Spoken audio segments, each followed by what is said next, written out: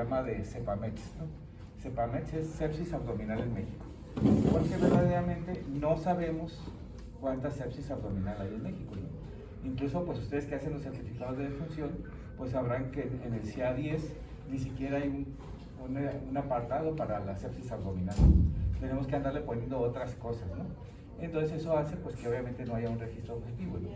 Aparte que, bueno, cuando se muere un paciente en cirugía general, curiosamente nunca se muere de sepsis abdominal, ¿no? Se muere de neumonía, se muere de tromboembolia, se muere de infarto y otras cosas, ¿no? Cuando estos pacientes ya salieron de la sepsis, pero tienen alguna otra patología, como neumonía o otras cosas, y que van a la terapia intensiva, allá fallecen, y aunque el abdomen ya esté limpio, allá mueren de sepsis abdominal, ¿no? Entonces hay mucho sesgo que verdaderamente no sabemos ni cuántas sepsis abdominal hay, y por eso no hemos podido hacer cosas, por ejemplo, como cuando hay un problema ginecológico que se activa el ERI, pues se hace toda una revolución para atender a esa persona, ¿no? Cuando alguien llega infartado, se activa el código infarto y se mueve cielo, mar y tierra para atender a esa persona. Pero ¿qué pasa cuando llega alguien con sepsis abdominal? Ahí lo dejan relegado, a veces hasta que se muere, ¿no? Entonces, por ese tipo de cuestiones no hemos podido lograr que haya un código de sepsis abdominal, que en cuanto llegue el paciente se le dé toda la atención y se muevan todos los recursos que se necesitan para la atención adecuada, ¿no? Entonces, bueno, dentro de este programa de sepsis abdominal, pues es un curso casi siempre precongreso, a veces tras congreso, que dura una semana. Y vamos llevándolos de la mano desde cómo atender el peritoneo, porque es el primer órgano donde empieza la falla orgánica múltiple. Y obviamente, pues, de la manita todo, ¿no? Entonces, antes de empezar la plática, como para saber qué plática les voy a dar, porque a lo mejor empiezo muy abajo, o a lo mejor empiezo muy arriba, ¿no? Entonces primero quiero situarme en qué nivel están ustedes como para saber de qué les voy a hablar. Aquí ustedes son R1, R2, R3, R4, misceláneo, R1. R1, ok, muy bien. ¿Qué saben ustedes qué parámetros se toman para dejar un abdomen abierto? ¿Quién me puede decir? ¿No? ¿Un aumento de la presión intracranial? ¿Un aumento en la... Podría ser uno, exactamente. Qué tan contaminada está la cavidad, las condiciones del paciente, eso ahorita lo vamos a ver. Y bueno, ya una vez decidieron dejar un abdomen abierto, ¿cuándo deciden? ¿Cuándo cerrar? Esa es la otra gran incógnita, ¿no?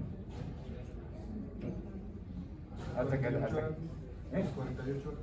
A las 48 horas, pero si no se ha controlado el foco séptico, si todavía sigue edema intestinal y vas a seguir con presión abdominal, pues no lo vas a poder cerrar, ¿no? Entonces son varias variantes, ¿no? Entonces yo creo que mejor les voy a hablar un poquito sobre escalas de severidad, para que hablemos un poquito de esos temas, ¿no? Y como le digo, no se puede hablar de todo pues en una hora, ¿no? Pero esos son temas de una semana, ¿no? Lo bueno de aquí es que se sientan con la... No sé si podemos apagar la luz, a lo que parece. Que se sientan con la plena confianza de que en cualquier momento, cualquier duda, cualquier cosa, pues me detienen y hablan, ¿no? No hay preguntas tontas, hay tontos que no hacen preguntas, entonces no se queden con la duda, ¿no? Bueno, entonces, hace muchos cientos de años, nuestros antepasados, cuando veían esto en las mañanas, veían una imagen de una serpiente emplumada. Por eso el mito de Quetzalcóatl y Kukulcán, ¿no? Ahora sabemos, pues que no es eso, es el Quetzal que vuela por las mañanas, ¿no? A veces yo lo refiero a eso, que es a veces así con los pacientes complicados. A veces la mejor manera de saber qué tan complicado está el paciente es qué tan lejos está el médico de base. Entre más lejos está el médico de base del paciente, más complicado está el paciente. Y a veces nada más dice al interno, ve y dime cómo está, o tómale fotos a la herida y me las mandas, ¿no? Y ni siquiera se acerca, ¿no? Ya si ni siquiera se quiere levantar de la oficina, es que verdaderamente está grave el paciente, ¿no? Bueno, siempre se ha manejado las patologías abdominales, ¿no? Desde los aztecas, ellos incluso las heridas las cerraban con las cabezas de las hormigas, incluso ellos las tortillas dejaban que se llenaran de hongos y la ponían sobre las heridas. Eso ya son los inicios de la penicilina, ¿no? Entonces también en la Edad Media ellos pensaban que los gatos eran del diablo Y entonces empezaron a matar todos los gatos, hubo proliferación de ratas y por eso la peste bubónica, ¿no? Entonces, como los gatos eran del diablo, pues los perros eran de Dios. Entonces, una de las cosas que se decía para atender el abdomen abierto era suturarle un perro al abdomen, ¿no? Por ser bueno, ¿no? Pero, ¿cuál era el concepto de, o por qué hay que suturar un perro al abdomen? Para mantener las vísceras húmedas y calientes. Pues ese concepto sigue hasta la actualidad. Nuestra finalidad, siempre que dejamos un abdomen abierto, debe ser que sigan esas tepitas húmedas y calientitas, ¿no? Por eso lo que hacía Gil hace algunos años, que ponía unas compresas húmedas, que después se secaban y que después se ponían frías, pues por eso se cayó mucho en desuso del abdomen abierto, pero era por el tipo de apósito, ¿no? No hemos hecho protocolos de investigación entre el DAC y el perro, ¿no? Porque habría que ver, pero pues por lo menos el perro garantizaba que sí estuviera calentito, ¿no? Entonces, cuando empezamos a hablar de abdomen catastrófico, casi todos sus médicos de base pues dirán que es algo horrible, algo espantoso, algo que no quieren ver, ¿no? Cuando tratamos de hacer las guías clínicas del abdomen hostil, tratamos de cambiar un poquito el concepto para quitar ese trauma que venimos arrastrando desde hace mucho tiempo. Entonces, muchos consideran que un abdomen complicado es, por ejemplo, este, ¿no? Que siempre me gusta presentar esta diapositiva, que hay siempre en los grandes congresos me toca después de que hay siempre que están hablando de la laparoscopía, de la robótica, y que como incluso consideramos que la colestectomía laparoscópica es el gol estándar, cuando ni siquiera en el 80% de los pacientes de los hospitales hay un aparato de laparoscopia, ¿no? Solamente en las grandes urbes, bueno, vengo al nivel del mar, que es un poquito así cerca, ahorita me vuelvo a poner que solamente en el 20% de los hospitales de México hay aparatos de laparoscopía. Entonces no podemos considerar que la laparoscopía es el gol estándar para la colestectomía laparoscópica si el 80% se siguen haciendo abiertas, ¿no? Esa es una idea que nos han metido los gringos, porque ellos sí tienen más tecnología que nosotros y ellos sí la gran mayoría. Incluso hay cirujanos que ya no saben operar abiertos, porque ya todo lo hacen laparoscópico y se les complica y tienen que abrir pared abdominal que realmente batalla, ¿no? Y ahora incluso hay quienes están diciendo que el gol estándar de la vesícula debe ser el robot. Y ahora sí en México tenemos como 4 o 5 robots, ¿no? Entonces pues va a estar difícil que sea el gol estándar, ¿no? Pero entonces después de que estamos diciendo que tenemos tanta tecnología, entonces les enseño lo que verdaderamente es México.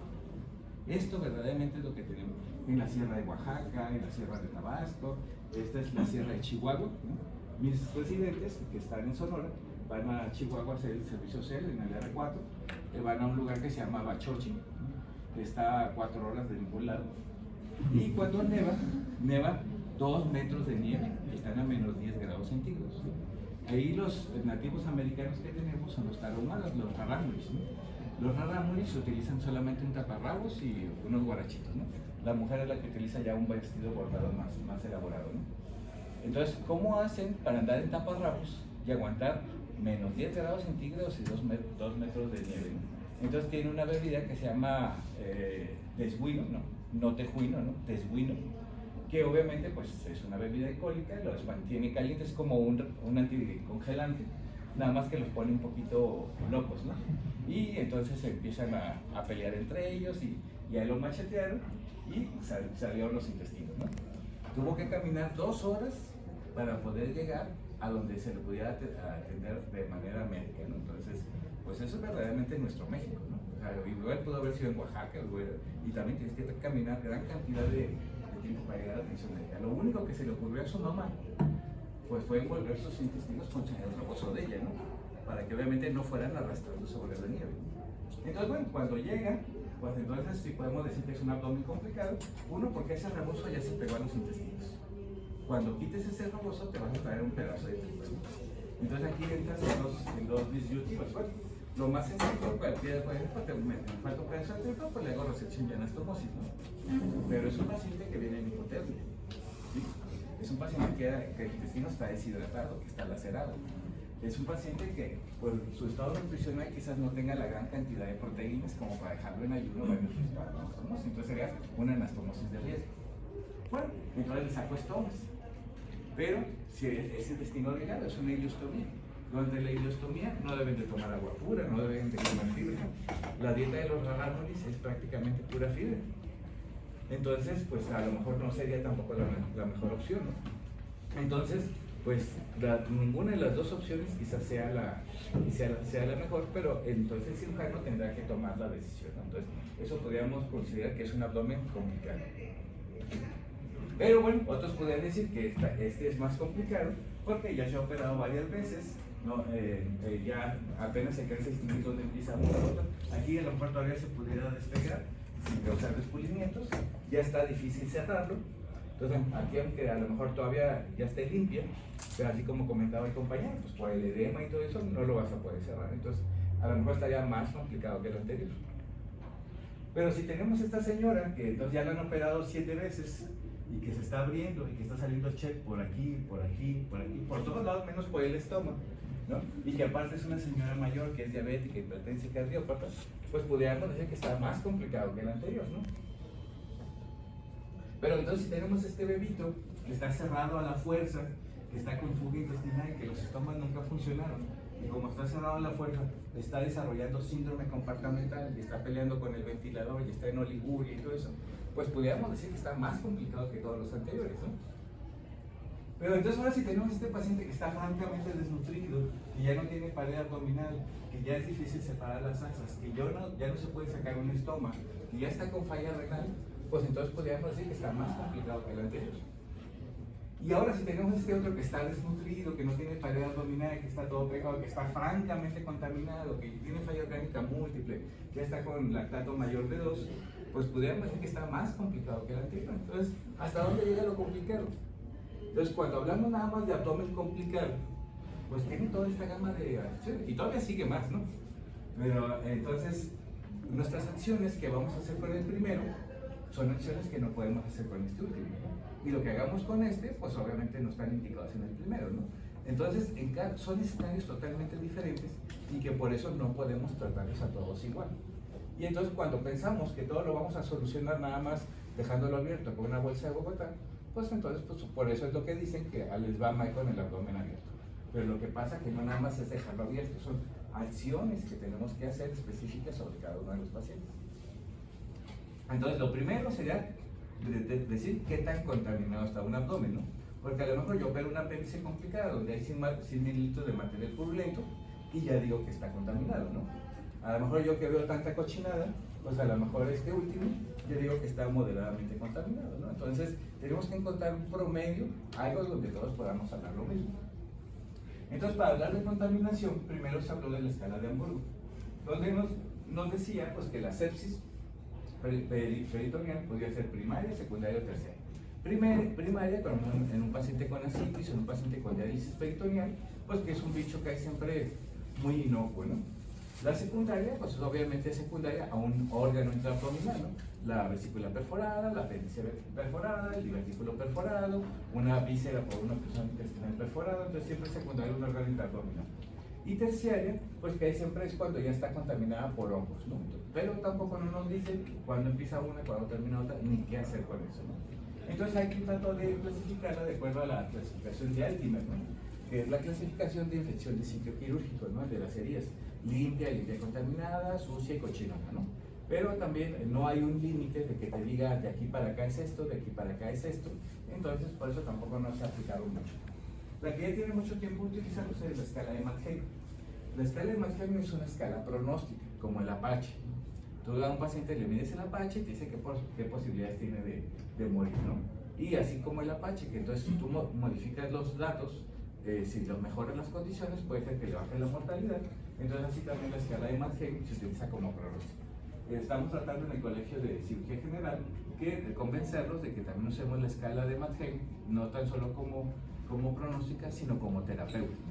Y entonces podemos decidir qué hacemos con un Matt-Hale de 10, qué hacemos con un Matt-Hale de 20, qué hacemos con un Matt-Hale de 30, qué hacemos con un Matt-Hale de 40, ¿no? Eso es ahorita lo que vamos a hablar, ¿no? Y la escala de Villon, pues nos habla de contaminación y de las condiciones generales de la carrera. Entonces, desde el 2014, ¿no? El doctor Arenas, que bueno, él es reconocido incluso internacionalmente, el doctor Sergio Eli, que está en Tijuana, y un servidor, pues desarrollamos la guía clínica del abdomen hostil, ¿no? Como tratamos de cambiar lo de abdomen catastrófico Uno, porque pues no nos dice mucho, nada más dice que la cosa está difícil y que trae muy malos recuerdos a las personas mayores, entonces tratamos de hacer un pequeño cambio, ¿no? Y sobre todo el término de abdomen hostil, pues dice que bueno, que la cosa va a estar difícil, pero que si le echas ganas, pues puedes salir adelante, ¿no? Desgraciadamente, pues en el 2019 lo tuvimos que volver a hacer. Consideramos que todavía no era el tiempo porque pues yo creo que ni el 50% de los cirujanos está aplicando las guías clínicas, las guías de práctica clínica, ¿no? Para pie diabético, para todos usamos las guías de práctica clínica y para el abdomen hostil, ¿no? Entonces, o no sabemos que existen o simplemente no las queremos aplicar, ¿no? Y luego ya después vino el COVID y todo y pues no nos hemos reunido para actualizarlo, ¿no? Aquí sí, por favor. Entonces, ¿por qué es importante que usemos escalas? Los pediatras y los intensivistas, ellos no tienen ningún reparo en usar escalas, ¿no? Para todos hablar igual. Los quirúrgicos somos muy pragmáticos, no nos gustan las escalas, pues no.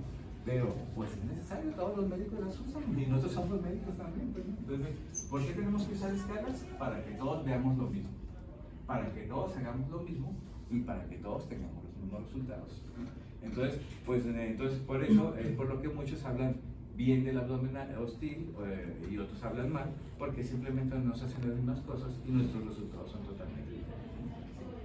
Entonces, bueno, primero, aparte de lo que tenemos que tomar en cuenta para manejar los pacientes graves, pues indiscutiblemente son las escalas de respuesta inflamatoria, ¿no? En los 80 surgió el Apache 1, era muy básico, no despegó mucho. En los 90 vino el Apache 2, ¿no? Que ese todavía se mantiene hasta la fecha. Vino incluso un Apache 3, ¿no? Pero el Apache 3 lo querían vender, era muy complejo y tampoco no tuvo mucho éxito el Apache 3, ¿no? Y hace poco viene el mal llamado Apache 0, ¿no?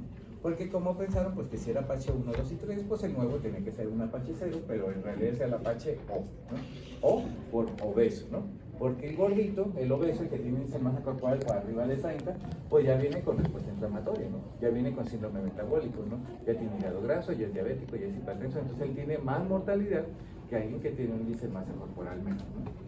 También viene el SOFA, ahora con el COVID se reavivó mucho el SOFA. Incluso cada órgano tiene su escala de respuesta inflamatoria, ¿no? Como el Marshall, el Tokio y todos los demás, incluso cada órgano tiene su propia escala, ¿no? Y pues con lo del COVID pues entró muy en boga lo del SOFA rápido, que obviamente nada más con el estado nutricional y digo, el estado de conciencia y otros poquitos datos ya nos dicen si tu paciente está bien o se está deteriorando. ¿Cuál es el problema de las escalas de respuesta inflamatoria? Pues que obviamente que no son específicas de nada, ¿no?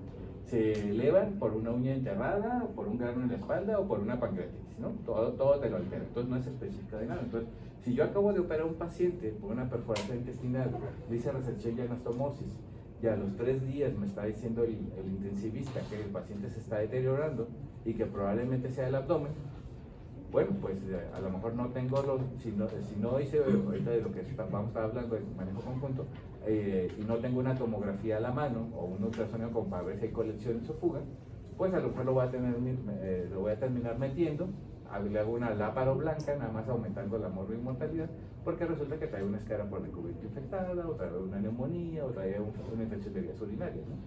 Entonces, por eso eso es un problema. Otro de los estados es que a lo mejor es un paciente que le están dando esteroides, que le están dando quimioterapia, o simplemente un paciente desnutrido. Y un paciente desnutrido no genera respuesta inflamatoria, está en alergia, ¿no? Y el paciente, pues puede ser, no eleva leucocitosis, no hace fiebre, no hace escalofríos, pero puede estar con una verdadera catástrofe abdominal y las escalas de respuesta inflamatoria no me van a decir, ¿no? Entonces, estos son los dos aspectos que nos pueden ser en pro y en contra, ¿no? Entonces, las tenemos que tomar en cuenta, las tenemos que hacer, pero no basarnos solamente en estas escalas para decidir la evolución del paciente. ¿La que sigue, por favor? Y aparte que existen escalas exclusivas para nosotros, para los cirujanos, ¿no?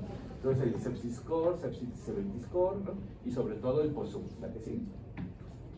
Entonces, el POSUM, los españoles lo utilizan desde el 2016, pues toma parámetros fisiológicos como todos, ¿no? La edad, lo cardiológico, lo respiratorio, el electro, todo eso, pero aparte parámetros operativos, ¿no? El tipo de operación, si fue programada, si fue de urgencia, no es lo mismo una cirugía, 2 cirugías, 20 cirugías, ¿no? La pérdida hemática, la contaminación y la malignidad, ¿no? Entonces, hasta podrían hacer un protocolo de eso comparando a la prueba del Apache con el POSUM, ¿no? Y cuál es más específico para nuestros pacientes quirúrgicos, ¿no? ¿Cuál nos puede predecir más la mortalidad? ¿Que sí?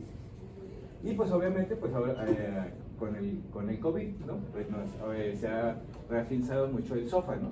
En el SOFA pues ocupamos una gasometría, igual que con el Apache, ocupamos laboratorios generales, igual que el Apache, ¿no? Ocupamos parámetros clínicos, igual que el Apache, ¿no? Y pues obviamente de riñón, hígado y sistema respiratorio, igual que el Apache, ¿no? Pues aunque, bueno, en lo personal, aunque pues sí está de moda el SOFA, pero para sacar un SOFA casi ocupa los mismos, el tubo morado, el tubo verde y la gasometría, igual que el Apache. Pues, o sea, yo ahí no le veo mucha ventaja entre uno y otro, cualquiera de los dos que usen está plenamente validada de las dos escalas, ¿no? ¿A que sí? Y ahora lo nuevo, pues es el NIWS, ¿no? Entonces el NIWS pues trata de que sea un poquito más rápida, más objetiva, al igual que el Apache, si un parámetro se va hacia la izquierda o va hacia la derecha es igual de malo, pero también ocupamos gasometría, también ocupamos parámetros clínicos, ¿no? Entonces, pues más o menos va a ser lo mismo. Ustedes como residentes tomen el tubito rojo, el tubito morado, la gasometría y ya pueden usar cualquiera de las tres escalas, ¿no? Incluso como a lo mejor hasta compararlas las tres a ver cuál es más fidedigno. ¿El que sí? De ahí pues nos habla un poquito más de cómo, y ahí ya un montón de artículos sobre esto, ¿el que sí? Y entonces pues en nuestros países pobres, ¿no? En nuestros hospitales más pobres todavía, pues a veces lo que usamos es el SOFA rápido, ¿no? El SOFA rápido, pues nada más se toma en cuenta si está hipotenso, cómo está el estado de conciencia y si está con taquipnea o no, ¿no? Y entonces eso te va a alertar como para que no les tengas que estar tomando laboratorio a todos, ¿no? Entonces sería como el escrutinio, ¿no? Ves que el paciente se hipotensó, está taquicárdico y bajó el estado de conciencia, ahora a ese sí le tienes que tomar toda la carga de laboratorio, o sea que no, pues no va a ser necesario, como para que en la guardia no le estén tomando a todos, ¿no? Que sí. Y ahora lo que comentaba su compañero, la presión intraabdominal. Muchos piensan que la hipertensión intraabdominal es hipertensión grado 1, grado 2, grado 3, grado 4, síndrome compartimental, ¿no? Como el síndrome compartimental fuera el final de todo ese suceso, cuando verdaderamente no es así. El síndrome compartimental se caracteriza porque no están bien perfundidos los órganos y está habiendo respuesta inflamatoria al respecto, ¿no? Entonces, todos los órganos necesitan 65 milímetros de mercurio para perfundirse. Cerebro, corazón, riñones, músculo, uñas, todos necesitan 65 milímetros de mercurio para perfundirse. Entonces, si un paciente está hipotenso y apenas tiene una presión arterial media de 65, que es lo necesario, pero tiene una hipertensión abdominal grado 1, que es como el que usamos en la laparoscopía, que es hasta 12, ¿no? Entonces, 12 milímetros de mercurio menos 65, ¿cuánto nos da? 48. Ajá, entonces, ¿qué dice? Que nuestro paciente ya tiene síndrome compartimental apenas con un grado 1 de presión intraabdominal, ¿no?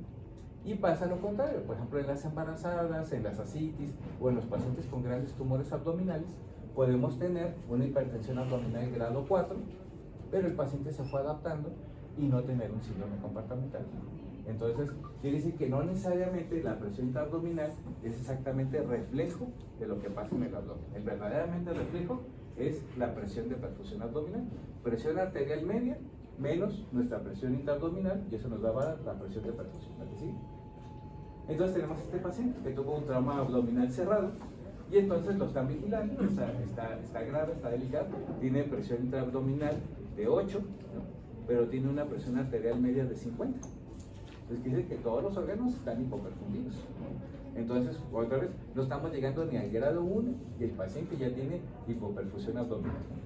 Entonces, ¿cómo podemos saber si nuestra anastomosis está bien perfundida? Pues garantizarle que tenga una presión de perfusión mayor de 65. ¿Qué tendremos que hacer? Pues medirle la presión intraabdominal, ¿no? Todos los pacientes que hicimos anastomosis, todos tienen Sotafoley, ¿no? Entonces, hasta podrían hacer también otro protocolo de eso, presiones intraabdominales en los pacientes posoperados de anastomosis. Y ya sacan solo el pulso a ver cuánto le está saliendo, ¿no? La que sigue. Entonces, tenemos este caso en Sonora, pero pues yo creo que ya en todo México tenemos el problema de la delincuencia, ¿no? Y sobre todo que la delincuencia organizada, pues cada vez está usando proyectiles de algo más alto calibre, ¿no? Entonces ya cuernos de chivo y otras cosas que son exclusivas del gobierno, ¿no? Afortunadamente en Sonora y en Yucatán, pues nos estamos peleando por ser el estado más gordo del país más gordo del mundo, que es México, ¿no? Entonces, como allá manejamos panículos adiposos de 20, de 30, de 40 centímetros, se dice que un panículo de 20 centímetros llega a disminuir la bala a su velocidad hasta un 50%, ¿no? Entonces, no es que estemos gorditos, estamos blindados. Entonces a este chamaquito que le llegó una bala perdida, aquí tiene la lesión por el proyectil de arma de fuego, entonces causó edema intestinal, no hubo perforación ni nada, pero sí la onda cinética te causa edema, ¿no? Entonces lo operaron en la noche y le dejaron una bolsa de Bogotá, por ser una cavidad limpia, ¿no? Pero por el edema, ¿no? El cirujano de la mañana no está de acuerdo con los abdómenes abiertos, dice que les va peor siempre a los pacientes con abdomen abierto. Entonces pasó, pues obviamente para cerrarlo, ¿no?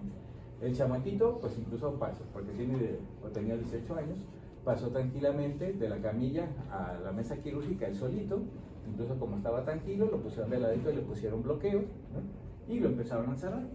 Cuando llegan a la mitad de la herida, entonces le dice el anestesiólogo, doctor, estoy teniendo problemas para la respiración, lo voy a tener que intubar. Sí, pues tú haz lo que tengas que hacer, yo estoy en mi chamba, tú haz tu chamba, ¿no? Entonces ya lo intubó, un paciente que venía tranquilo, que venía consciente, todavía no terminaba de cerrar la herida y dice, doctor, se está hipotensando, le voy a tener que poner amines.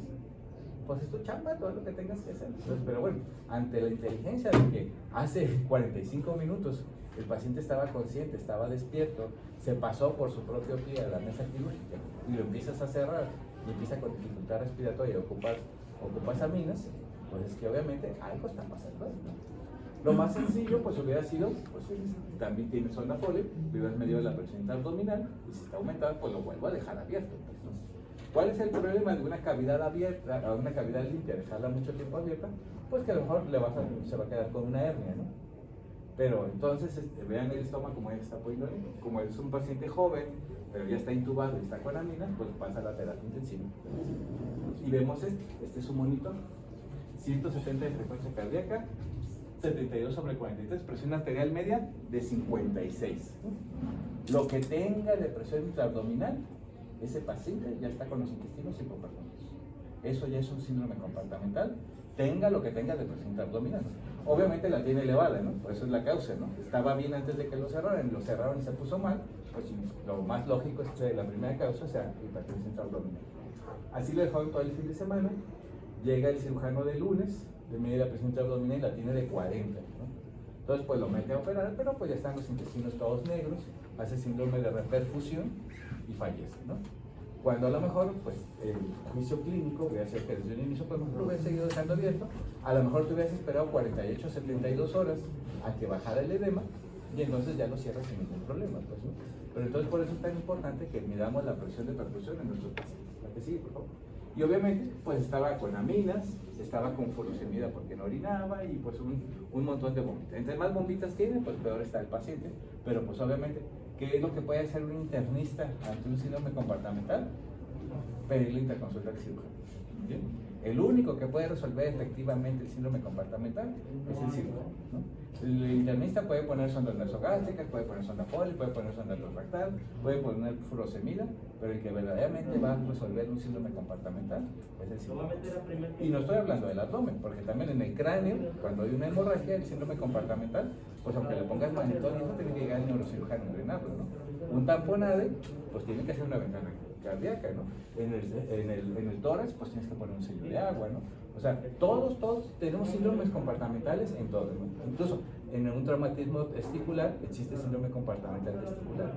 Y el mejor ejemplo del síndrome compartimental, pues es la apéndice. Empieza a aumentar la presión intraluminal, tanto así que bloquea la circulación venosa, pero sigue llegando a la arterial, pues eso se empieza a poner roja y congestiva, sigue aumentando la presión intraluminal y por eso se obstruye la circulación arterial y por eso se necrosa, ¿no? Y eso pasa en todas las cavidades cerradas, ¿no? Entonces, ¿por qué pensar que hasta en el ojo, ¿no? El glaucoma es un síndrome compartimental, ¿no? Entonces, ¿por qué pensar que en todos los órganos existe síndrome compartimental, menos en el abdomen? Y cuando yo he platicado esto, ha habido cirujanos que me dicen, yo nunca he tenido un síndrome compartimental. ¿Hasta cuánto llega la presión en sus pacientes? Ah, yo no la mido. Bueno, entonces no puedes saber si tienes o no tienes, ¿no? Pero has tenido pacientes que los has operado, han subido a piso y empiezan con dificultad respiratoria y con oliguria y fallecen. Ah, sí, pero es que a lo mejor es tromboembolia, es que a lo mejor se infartó. Pues sí, pero no sabes, pues. O sea, si no mides la presión intraabdominal, no puedes hablar que no tienes síndrome compartimental. ¿Sí? Y entonces aquí, desgraciadamente, medicina interna tiene un montón de artículos sobre síndrome comportamental y medicina interna no les hace nada, ¿no? Incluso existe la Sociedad Internacional del Síndrome Comportamental, ¿no? Y pues también ni la mitad de los cirujanos ha leído el libro de la Sociedad Internacional del Síndrome Comportamental. ¿Verdad que sí? Entonces ahora, el estado nutricional. ¿Cómo miden ustedes el estado nutricional de su paciente? ¿O cómo le indican dieta de su paciente? Entonces, porque no es lo mismo un diabético que pesa 50 kilos que un diabético que pesa 100 kilos, ¿no? No es lo mismo un nefrópata que pesa 50 kilos que un nefrópata que pesa 100 kilos, ¿no? Entonces, nuestra indicación dietética debe ser específica para cada uno de los pacientes, ¿no? Entonces, nos dicen, bueno, uno está la evaluación global subjetiva, pero pues yo les digo, ¿qué tan objetiva será la evaluación global subjetiva, ¿no? Entonces te pregunta y al paciente le dice que cuántas veces come carne a la semana, que cuántas veces come verdura a la semana, que si ha estado comiendo últimamente bien y todo eso. Pero con los que atendemos pacientes sabemos que siempre nos mienten, ¿no? ¿Cuándo se checó el azúcar, señora? No, hace poquito, ¿no? Bueno, y eso lo dicen hace rato, ¿no? Hace poquito, ¿no? ¿Y cuánto traía? No me acuerdo. Y de ahí le haces el destrostis y 450, ¿no? ¿Y qué comió ayer? Calabacitas y luego verdolagas y espinacas. ¿Y usted cree que comiendo verdolagas y espinacas tiene 450 de azúcar? Pues indiscutiblemente no. Entonces, los pacientes siempre nos mienten, ¿no? Los pacientes que llegan con cuerpo extraño siempre se resbalaron, los embarazos ectópicos siempre son vírgenes, ¿no? O sea, los gorditos nunca comen, los anoréxicos siempre comen mucho, ¿no? Entonces, los pacientes siempre nos mienten. Entonces, tenemos que tener escalas objetivas, ¿no? Y existen otras escalas, pero que utilizan el retinol, la prealbúmina, la transferrina, que verdaderamente son reactivos caros y que no los tenemos, ¿no? Entonces, los españoles utilizan el CONUT, significa control nutricional, desde hace más de 20 años, y toma en cuenta la albúmina, que el reactivo cuesta menos de 100 pesos, los linfocitos que vienen en la BH, que cuesta menos de 50 pesos, y el colesterol, que también cuesta menos de 100 pesos. Entonces, con menos de 300 pesos, tú puedes saber el estado nutricional exacto de tu paciente, ¿no? Y lo bueno que es evolutiva, ¿no? Si un paciente me llegó con una desnutrición grave, que es un CONUT mayor de 8, y a la semana ya tengo una desnutrición moderada y a los 15 días ya tengo una desnutrición leve, pues quiere decir que estoy haciendo bien las cosas, ¿no? Pero si mi paciente llegó con desnutrición grave y a la semana sigue con desnutrición grave y a los 15 días sigue con desnutrición grave, pues indiscutiblemente algo está pasando, ¿no? Y todavía peor, que el paciente ese que llegó accidentado, que lo operé de la reinstalación, me llegó con desnutrición leve y no ha querido funcionar, no ha jalado el tubo digestivo, y a la semana ya tiene desnutrición moderada, sigue sin comer, nada más lo tengo con solución glucosada, y a los 15 días tiene una desnutrición severa, pues quiere decir que eso está peor, ¿no? Todavía. Los responsables de la desnutrición del pueblo son los gobernadores, y nos quejamos que son malos gobernadores porque tiene nuestro pueblo desnutrido, ¿no? Pero los responsables de la desnutrición de los pacientes hospitalizados somos nosotros. Y es el colmo que un paciente llegue bien nutrido y que a los 15 días esté totalmente desnutrido. Alguien no está haciendo bien su chamba, ¿no? Y a veces le echamos la culpa al nutriólogo y a todos los demás, pues sí, o sea, pero por ejemplo, el capitán del barco somos nosotros, ¿no? Si el Titanic chocó porque les fallaron las calderas y se fue de lado y chocó con el iceberg, el directamente responsable es el capitán, ¿no? Aunque los de las calderas no hayan hecho bien su trabajo. Cuando un paciente se complica y viene la demanda, no van a decir, es que el nutriólogo no le traía la cantidad de proteínas que quería. Tú eres el capitán del barco, tú debiste de haber checado que tu paciente no le estaban dando la cantidad de proteínas necesarias y que por eso tuvo disencia de la anastomosis, pues no le pegó, hizo sepsis y se murió, ¿no? Entonces nosotros tenemos, aunque no seamos nosotros directamente responsables de darle la cantidad de proteínas, pero sí somos los responsables de estar evaluando que el trabajo se esté haciendo bien. Y entonces si le pides cada semana y con uno, pues tú puedes ver el estado nutricional de tu paciente si va mejorando o va empeorando. ¿Verdad que sí? Y pues la escala de Mackheim, ¿no? Cuando se desarrolló la escala de Mackheim, pues muchos la desdeñaron como que obviamente pues no era muy importante, porque te decía que las personas mayores de 50 años se mueren más que los menores de 50 años, ¿no? Que los que tienen falla orgánica múltiple se mueren más que los que no tienen falla orgánica múltiple, que los que tienen peritonitis de más de 24 horas se mueren más que los que no tienen peritonitis de más de 24 horas, que los que tienen cáncer se mueren más que los que no tienen cáncer. Bueno, no se ocupaba una escala para eso, ¿no? Sabía, más o menos todo el mundo sabía eso, ¿no? Pero, bueno, por lo menos nos empezaron a dar puntos, ¿no? Pero empecé yo a ver que había otras características importantes que decían el origen oncológico. Normalmente pensaríamos que tiene más gravedad un paciente que se le perforó el colon que a uno que se le perforó el intestino delgado, ¿no?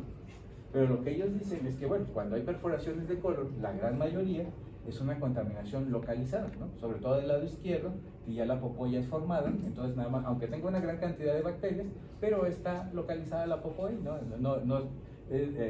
Por ejemplo, en los divertículos, pues un Hinchey 4 no es tan frecuente como un Hinchey 1 y un Hinchey 2, ¿no? Entonces la gran mayoría la contaminación es localizada, ¿no? Pero cuando es una úlcera gástrica perforada, una perforación duodenal, entramos y toda la cavidad está quemada, ¿no? Por la cantidad de líquido, y que obviamente ese líquido está diseñado para digerir carne, ¿no? Y nosotros somos carne. Entonces, para la respuesta inflamatoria, para llegar a la falla orgánica múltiple, no ocupamos bacterias. Y el mejor ejemplo es la pancreatitis.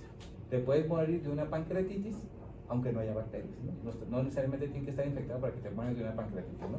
La respuesta inflamatoria no está condicionada por las bacterias, ¿no? Por la inflamación del peritoneo.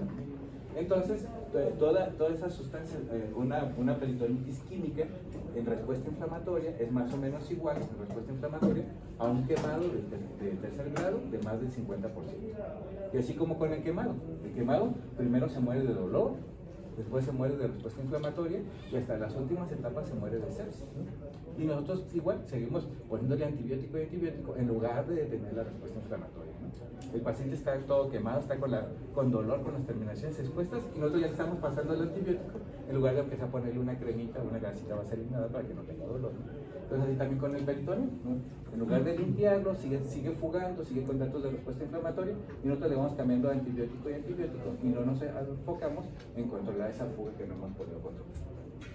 Y obviamente las características del líquido, pues está cetrino, la transparente 0 puntos, está purulento 6 puntos, y fecal no se refiere tanto a que sea de colon, sino que apeste, ¿no? Una cavidad abdominal que tiene más de 3 o 4 días cerrada, que no se ha operado, o incluso un abdomen abierto que dejamos más de 5 días sin lavarlo, cuando entramos apesta, se colonizó, ¿no? Entonces no necesariamente quiere decir que sea una perforación de colon, ¿no? Pero a mí lo que más me llamó la atención fue ese término de ella. Dice que las mujeres se mueren más de sepsis abdominal que los hombres. Cuando, por ejemplo, si hay internos, pues cuando hace uno la valoración de los recién nacidos, qué tanto riesgo tienen de morir, se le da más riesgo al hombre que a la mujer. El hombre tiene más riesgo de morir cuando uno nace. Y si vemos por la calle en los asilos, hay más viejitas que viejitos, ¿no? Los hombres nos morimos más. De hecho, casi todos los hombres se mueren, nada más sobreviven los que valen la pena, ¿no? Todos los demás se mueren. Pero entonces, ¿qué es lo que pasa? ¿No?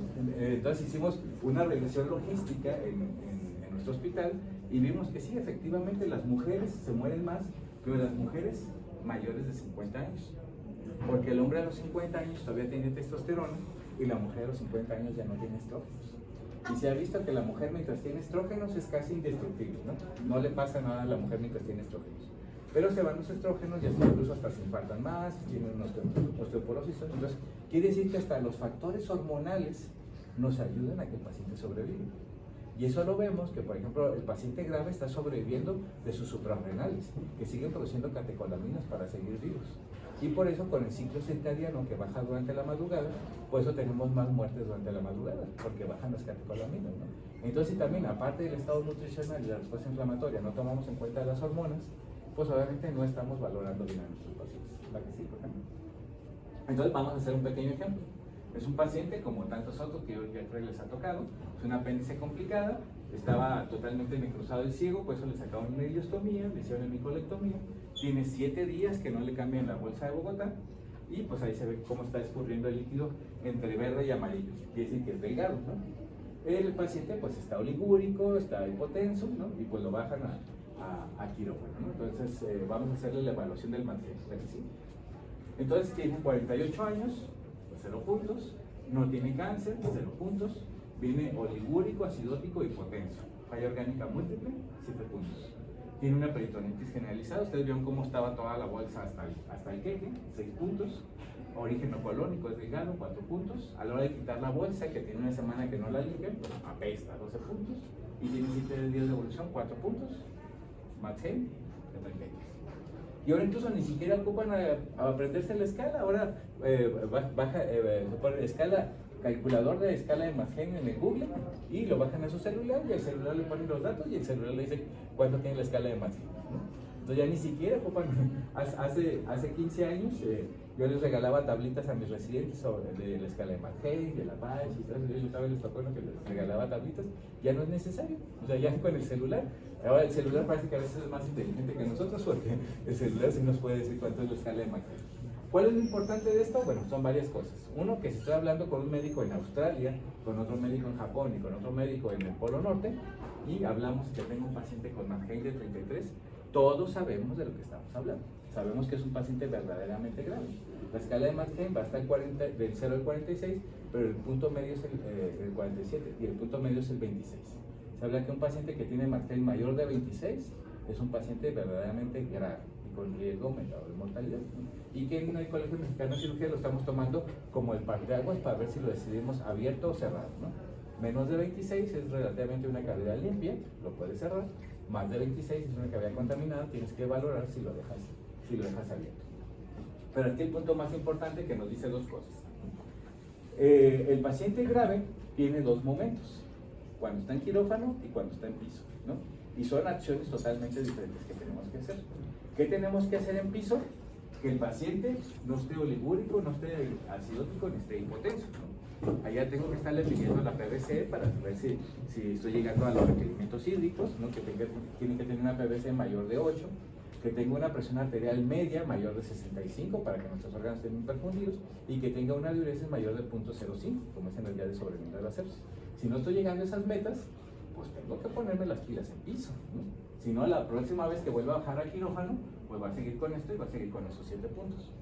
Si sube a quirófano y yo me estoy dando cuenta que estoy fallando en eso y me pongo a las pilas y le hago los requerimientos hídricos para llegar a esas metas, la próxima vez que vaya a quirófano ya no va a venir oligúrico, ni acidótico, ni hipotenso. Entonces, a 33 le quito 7, ¿cuánto me queda? ¿Cuánto? 26, ¿no? Que sería el límite para ver si lo dejo abierto o lo dejo cerrado, ¿no? Tan solo llegando a las metas hídricas. Eso sería en piso. Pero en quirófano, pues obviamente, si sigue con peritonitis generalizada, dice que hay un hoyo, un disponimiento o una dehiscencia que he visto y no he controlado o que incluso ni siquiera lo he visto. Entonces dice que, ¿cuál va a ser mi acción en quirófano? Ver de dónde se sigue contaminando.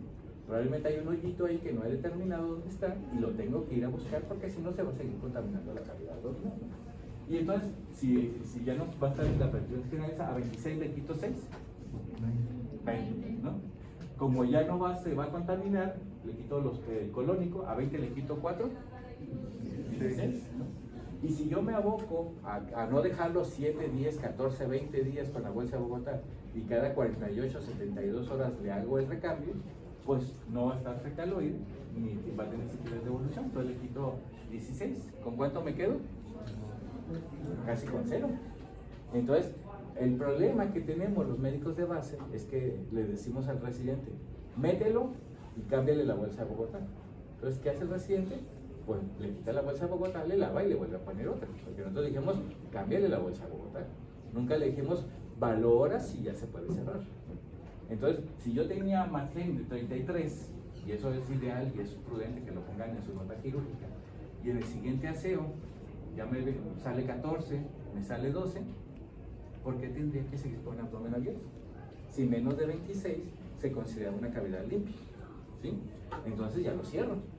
Y entonces no tendríamos pacientes semanas o meses con el abdomen abierto y no tendríamos fístulas intestinales y no tendríamos abdómenes congelados y todo eso porque lo estoy cerrando tempranamente.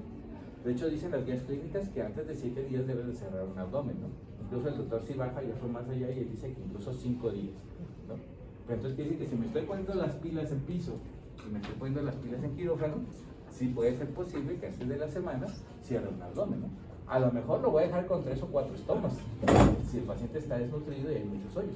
Pero es más fácil manejar los estomas, ¿no? Que, y ustedes ya van a saber cómo, que manejar una peritonitis con un hoyo que no es controlado y que sigue contaminando y que sigue generando respuesta inflamatoria.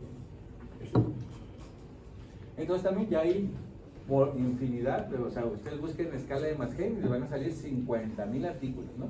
Ya se han hecho incluso en Durango, se han hecho todo, incluso en los últimos congresos de cirugía, cada hospital al que ha ido hace sus propios protocolos y que son incluso ya hasta proyectos de tesis. O sea, escala de Matzheim en Tlaxcala, escala de Matzheim en Puebla, escala de Matzheim. Cambiando la ciudad es un comportamiento totalmente diferente. ¿Qué tan graves atienden pacientes? ¿Qué tan contaminadas están sus cavidades? ¿No? Pues a lo mejor ni sabemos, ¿no? Volvemos a lo que no sabemos, que hay tanta sepsis abdominal. Entonces, en la manera en que empiezan a usar la escala de Matzheim, van a poder ver si verdaderamente están manejando pacientes graves o no. Una de las cosas que a veces tenemos mal entendidas es que dicen, es que yo no quiero manejar pacientes graves porque son muy costosos, ¿no? Entonces, a la hora de justificar los gastos para tener recursos para tu hospital, ¿cómo crees que te van a dar más recursos? Si atiendes pacientes complicados o si atiendes bolitas, vesiculitas y hernias, ¿no? ¿A quién creen que le den más recursos? Pues a que atiende pacientes complicados. Entonces, ocupamos justificar que atendemos pacientes complicados. Entonces, si tú les llegan a la delegación y dicen, tuve pacientes con Matzheim mayor de 26, tuve 56 en el año, y los tuve que dejar con abdomen abierto, los tuve que dejar con eso. Ah, bueno, pues entonces ocupas más recursos, ¿no? Y los jefes sabrán que los recursos que te dan y no los aprovechas, el año que sigue te los quitan, porque no los usaste, no los ocupas, ¿no? Entonces, el que pensemos que ahorrar gastos y no ver pacientes complicados porque son caros es malo para la institución, al contrario. Yo estoy en un hospital general, tengo la UMAE enfrente, y la UMAE no quiere ver pacientes complicados, por eso me quedan a mí. Y yo tengo más recursos que la UMAE, porque yo logro justificar, ¿no? Ellos no tienen ningún paciente complicado, pues no les da nada. Incluso yo les tengo que prestar VAC, yo les tengo que prestar sonda longitudinal, porque ellos no tienen recursos. ¿Por qué te voy a comprar VAC UMAE si no tienes ningún reporte de ningún paciente grave? Yo les entrego el recurso que vi 3 pacientes graves por mes, pues yo ocupo VAC y me compran VAC. Entonces, es nada más cuestión de justificar, ¿no? ¿Para qué sirve? Y entonces, bueno, la escala de Villor, ¿no? Como la cantante, ¿no? Entonces, él es angiólogo, él ni siquiera es cirujano general. Su pasión de él son los aneurismas. Y él vio que incluso los aneurismas generan respuesta inflamatoria y causan adherencias, ¿no? O sea, quiere decir que ni siquiera se ocupa un proceso séptico para generar respuesta inflamatoria y adherencias, ¿no? Entonces, él lo clasificó en 4. 1, el que no tiene adherencias, 2, el que tiene adherencias, 3, el que está semicongelado y 4, el que está totalmente congelado. Y en ese entonces lo catalogó A, el que está limpio, y B, el que está sucio. Los que ya nos dedicábamos a esto, pues decíamos que no es lo mismo que esté sucio por material intestinal a que esté sucio por material purulento. Entonces, él solito modificó su clasificación en el 2016 y ya lo tiene así como A limpio, B contaminado por material intestinal, por material purulento y C por material intestinal, ¿no? Aún así seguimos considerando que falta el D, porque a veces te lo encuentras con material intestinal y con material purulento, ¿no? Pero bueno, esperemos que luego haga la cambio, ¿no? Entonces, ya no es lo mismo que se metan a una laparotomía y en su hoja quirúrgica pongan que lo encuentran con Matzheim de 33, con un Villor 2B o 3B, ¿no? Entonces, ya se ve que verdaderamente un cirujano hizo esa nota y no nada más un operador, ¿sí? ¿Por qué sí? Entonces, y eso también, de la escala de Villor, pues también ya existen 50,000 publicaciones, ¿no? Entonces ya no es nada nuevo, ¿no? La que sí. Entonces, pero como los quirúrgicos somos más visuales, entonces les voy a pasar unas cuantas imágenes para que se los grabe, ¿no? Entonces, el Villor 1A es un abdomen limpio y sin adherencias, ¿no? ¿Sí? Entonces, es el abdomen que todos quisiéramos atender, ¿no? Es un abdomen bonito, tranquilito, no hay adherencias, bien. A veces le pueden ser lo que tú quieras, ¿no? Incluso si las condiciones clínicas del paciente te lo permiten, como que no esté chocado, que esté bien nutrido, no, obviamente es una cavidad limpia, pues le puedes hacer una anastomosis tranquilamente, ¿no? No habría ninguna contraindicación para una anastomosis. Supongamos que, bueno, que es un joven, que, bueno, lo atropellaron, lo balacearon, lo que sea, y viene nada más chocado, también se vale que a lo mejor puedas hacer un cierre temporal. A lo mejor yo a veces lo que hago, le saco los estomas a la bolsa de Bogotá, lo subo a piso 48, 72 horas, mejoro los parámetros clínicos y en 48 horas bajo y le hago la anastomosis, ¿no? Entonces ya en un paciente que no está chocado, que tiene buena hemoglobina y con una cavidad limpia, pues le va a ir mejor a que si le hago una anastomosis a un paciente que viene chocado y que apenas lo voy a restituir, ¿no? Entonces, por esperarte 48 horas no le vas a hacer ningún daño, pero si le haces una anastomosis en un paciente chocado, pues a lo mejor a las 72 horas ya entras en una cavidad contaminada y entonces así no le va a quedar otra más que le hagas estómago. Entonces es nada más cuestión de valorar integralmente al paciente, ¿verdad que sí? Entonces este Villor 1A es el ideal para la mal llamada bolsa de Bogotá. mal llamada bolsa de Bogotá, porque si lo inventó el doctor Borraez, pues debe de ser bolsa de Borraez, no bolsa de Bogotá, ¿no? El problema del doctor Osvaldo Borraez es que como los latinos no nos gusta publicar, entonces él nunca difundió su conocimiento, pero bueno, sus alumnos cuando empezaron a rotar a Estados Unidos con Mattox, a Mattox le pareció una idea fabulosa y él fue el que lo empezó a difundir por todo el mundo. Hay que reconocerle que él bien pudo haber dicho que era bolsa de Mattox, ¿no? Porque nadie conocía al doctor Osvaldo Borraez, ¿no? Pero bueno, le quiso dar el crédito. Lo que pasa que también para los anglosajones es más difícil decir Borraez que Bogotá, ¿no? Entonces, ¿de dónde es cómo se llama el doctor? Bogotá, o sea, Bogotá. Y entonces ya todo el mundo la conoce como bolsa de Bogotá, pero siendo honestos debe ser bolsa de Borraez, ¿no? Entonces, en estos abdómenes que son limpios, ven ahí también está el proyectil de arma de fuego, como causó edema intestinal, pues es una cavidad limpia, nada más ocupa un compliance, que era una cavidad abdominal más grande, entonces es casi de las pocas indicaciones para la bolsa de Bogotá. Aquí también obviamente pues va a valorar el costo-beneficio, ¿no? Si yo me quiero regresar a Sonora caminando, bueno, pues el caminar es gratis, ¿no? Me va a salir más barato que el camión de aquí al DF y el avión del DF a Sonora, ¿no? Pero bueno, en lo que voy a caminar de aquí a Sonora, pues me va a tardar por lo menos yo creo que una semana en llegar, ¿no?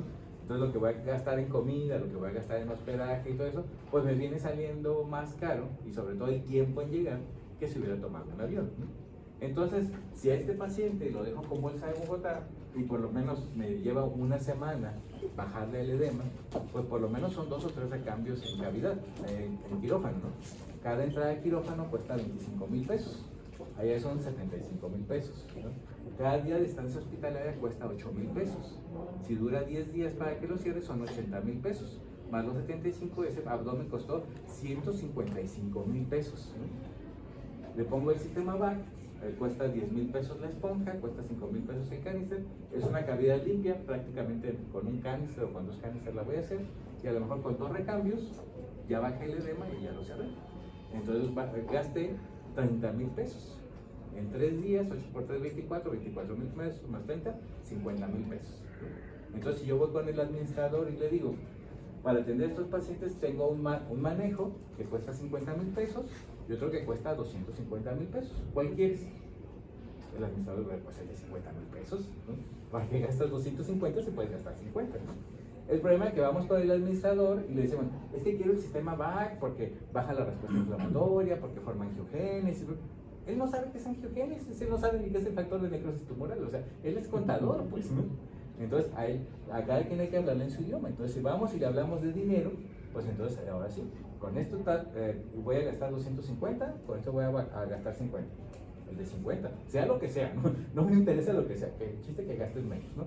Entonces, ahí es saber, pues, gestionar, ¿no? La que sigue, por favor. Entonces, el Villor 1B es un abdomen sucio, pero sin adherencias, ¿no? La que sigue. Entonces son estas almas de Dios, ¿no? Que van saliendo de misa, ¿no? Bueno, obviamente también le dio una lesión por proyectil de arma de fuego, le dio una alcolon, le dio una aldodeno, alcolon pues le hicieron embicolectomía y por eso le hicieron la ileostomía, le dio un aldodeno y le hicieron una exclusión pilónica, ¿no? Por eso esa es la de la gastrostomía y esta es la de la yeyonostomía, pero si vemos pues sigue gastando material intestinal, ¿no? Entonces hay otro hoyo por ahí, ¿no? Sobre todo a veces cuando son armas de pequeño calibre, esas rebotan en los huesos y eso y te hacen un desmadre, y a veces tú nada más viste un hoyito y hay otro hoyo por ahí, ¿no? Entonces tendrás que volver a entrar a esa cavidad otra vez para dejarla limpia, ¿no? Aunque bueno, no tienes adherencias, ¿no?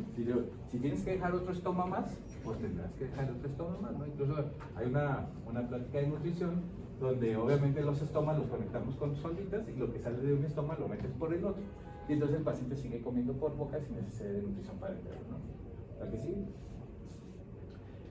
El otro, pues lo tenía lo bueno, que tenía malandrocitos positivos, ¿no? De hecho, yo le digo que los tatuajes te bajan como 10 puntos de Apache, ¿no? Y también depende del tatuaje, ¿no? Yo digo que el de la Santa Muerte y el de la cannabis te bajan como 30 puntos de Apache.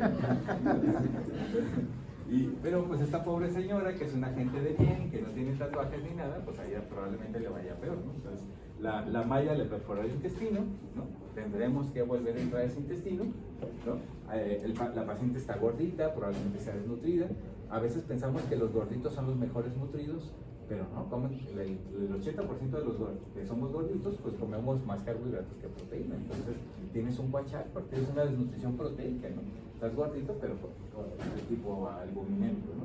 Entonces a ella probablemente pues le vas a tener que sacar un estómago. Pero bueno, como no tiene adherencia, solamente está contaminada, pues bueno, no hay problema que le saques un estómago, ¿no? ¿Verdad que sí? Entonces el Billor 2A es un abdomen limpio, pero con adherencias, ¿verdad que sí? Entonces son los que ya operamos, ¿no? Una reinstalación, o los que ya se han operado muchas veces que vienen por adherencias, pues entonces la cavidad está limpia, ¿no? El que puede causar la contaminación eres tú si no manejas bien los abdómenes, ¿no?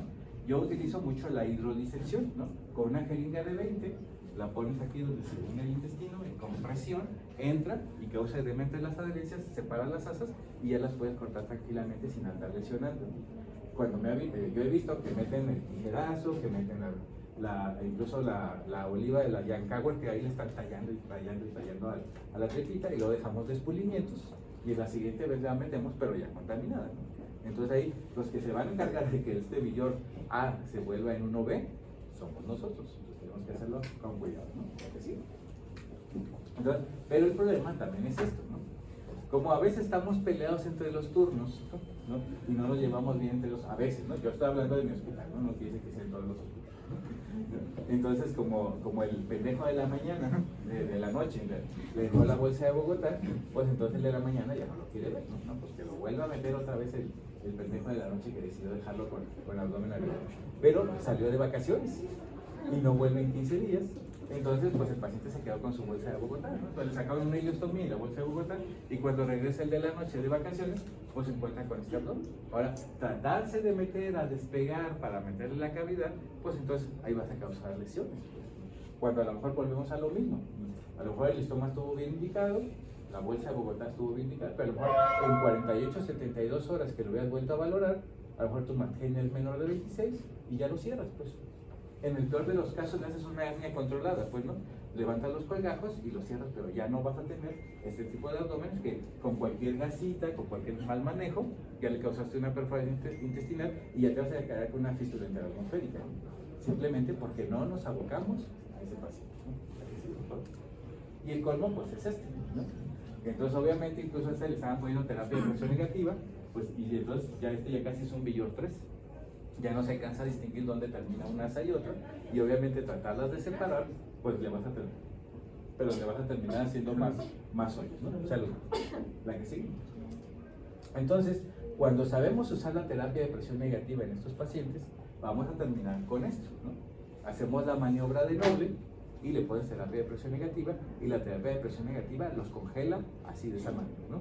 El BAC va a congelar el abdomen, ¿no? ¿Por qué? Porque un Billor 4 ya no genera respuesta inflamatoria, porque a veces el paciente mientras siga con respuesta inflamatoria no lo alcanzamos con la nutrición porque sigue con respuesta inflamatoria, sigue con fiebre, sigue con escalofríos y todas las kilocalorías se le están yendo a eso y no a generar cicatrización. Entonces, pero si nosotros no nos encargamos de que ese proceso de cicatrización sea estandarizado, que sea dirigido, pues van a estar como el paciente anterior, ¿no? Una de las peleas que tenemos muy frecuentemente con los intensivistas es que el paciente está con cualquier método de abdomen abierto y no le quieren dar de comer, como si la pared abdominal tuviera algo que ver con la peristalsis.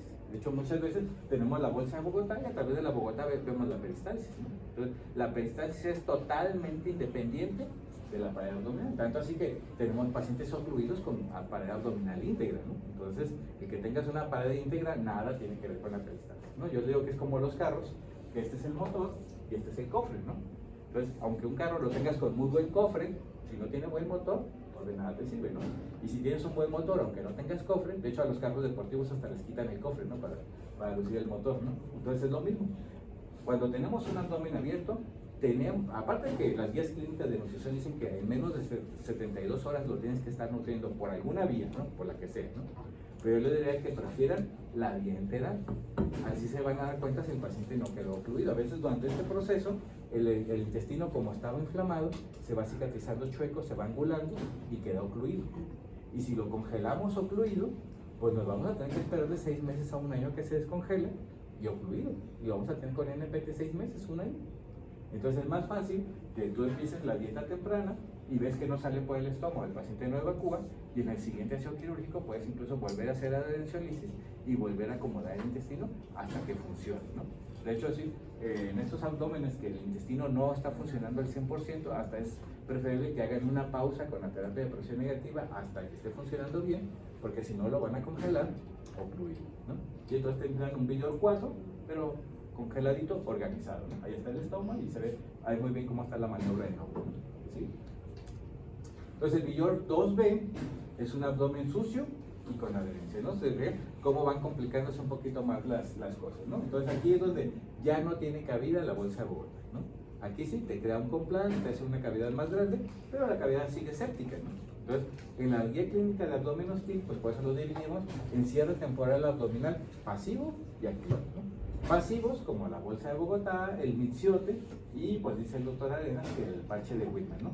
Porque el parche de Whitman son 2 hojas de velcro que se suturan para que obviamente a la hora de entrar a la cabeza, nada más separas el velcro y ya llegaste a la cavidad abdominal. Pero el velcro es pasivo, ¿no? No hace ninguna otra cosa. Dice el doctor Arenas que pone el velcro, le pone una compresa, le pone una succión y lo conecta a la pared. Pues eso es un pacto. Entonces propiamente el parche de Whitman es un cierre temporal pasivo, ¿no? Y dentro del cierre temporal activo, pues nos encontramos el Cibaco, nos encontramos el Barker y el sistema Wagen en forma, ¿no? Aquí sí.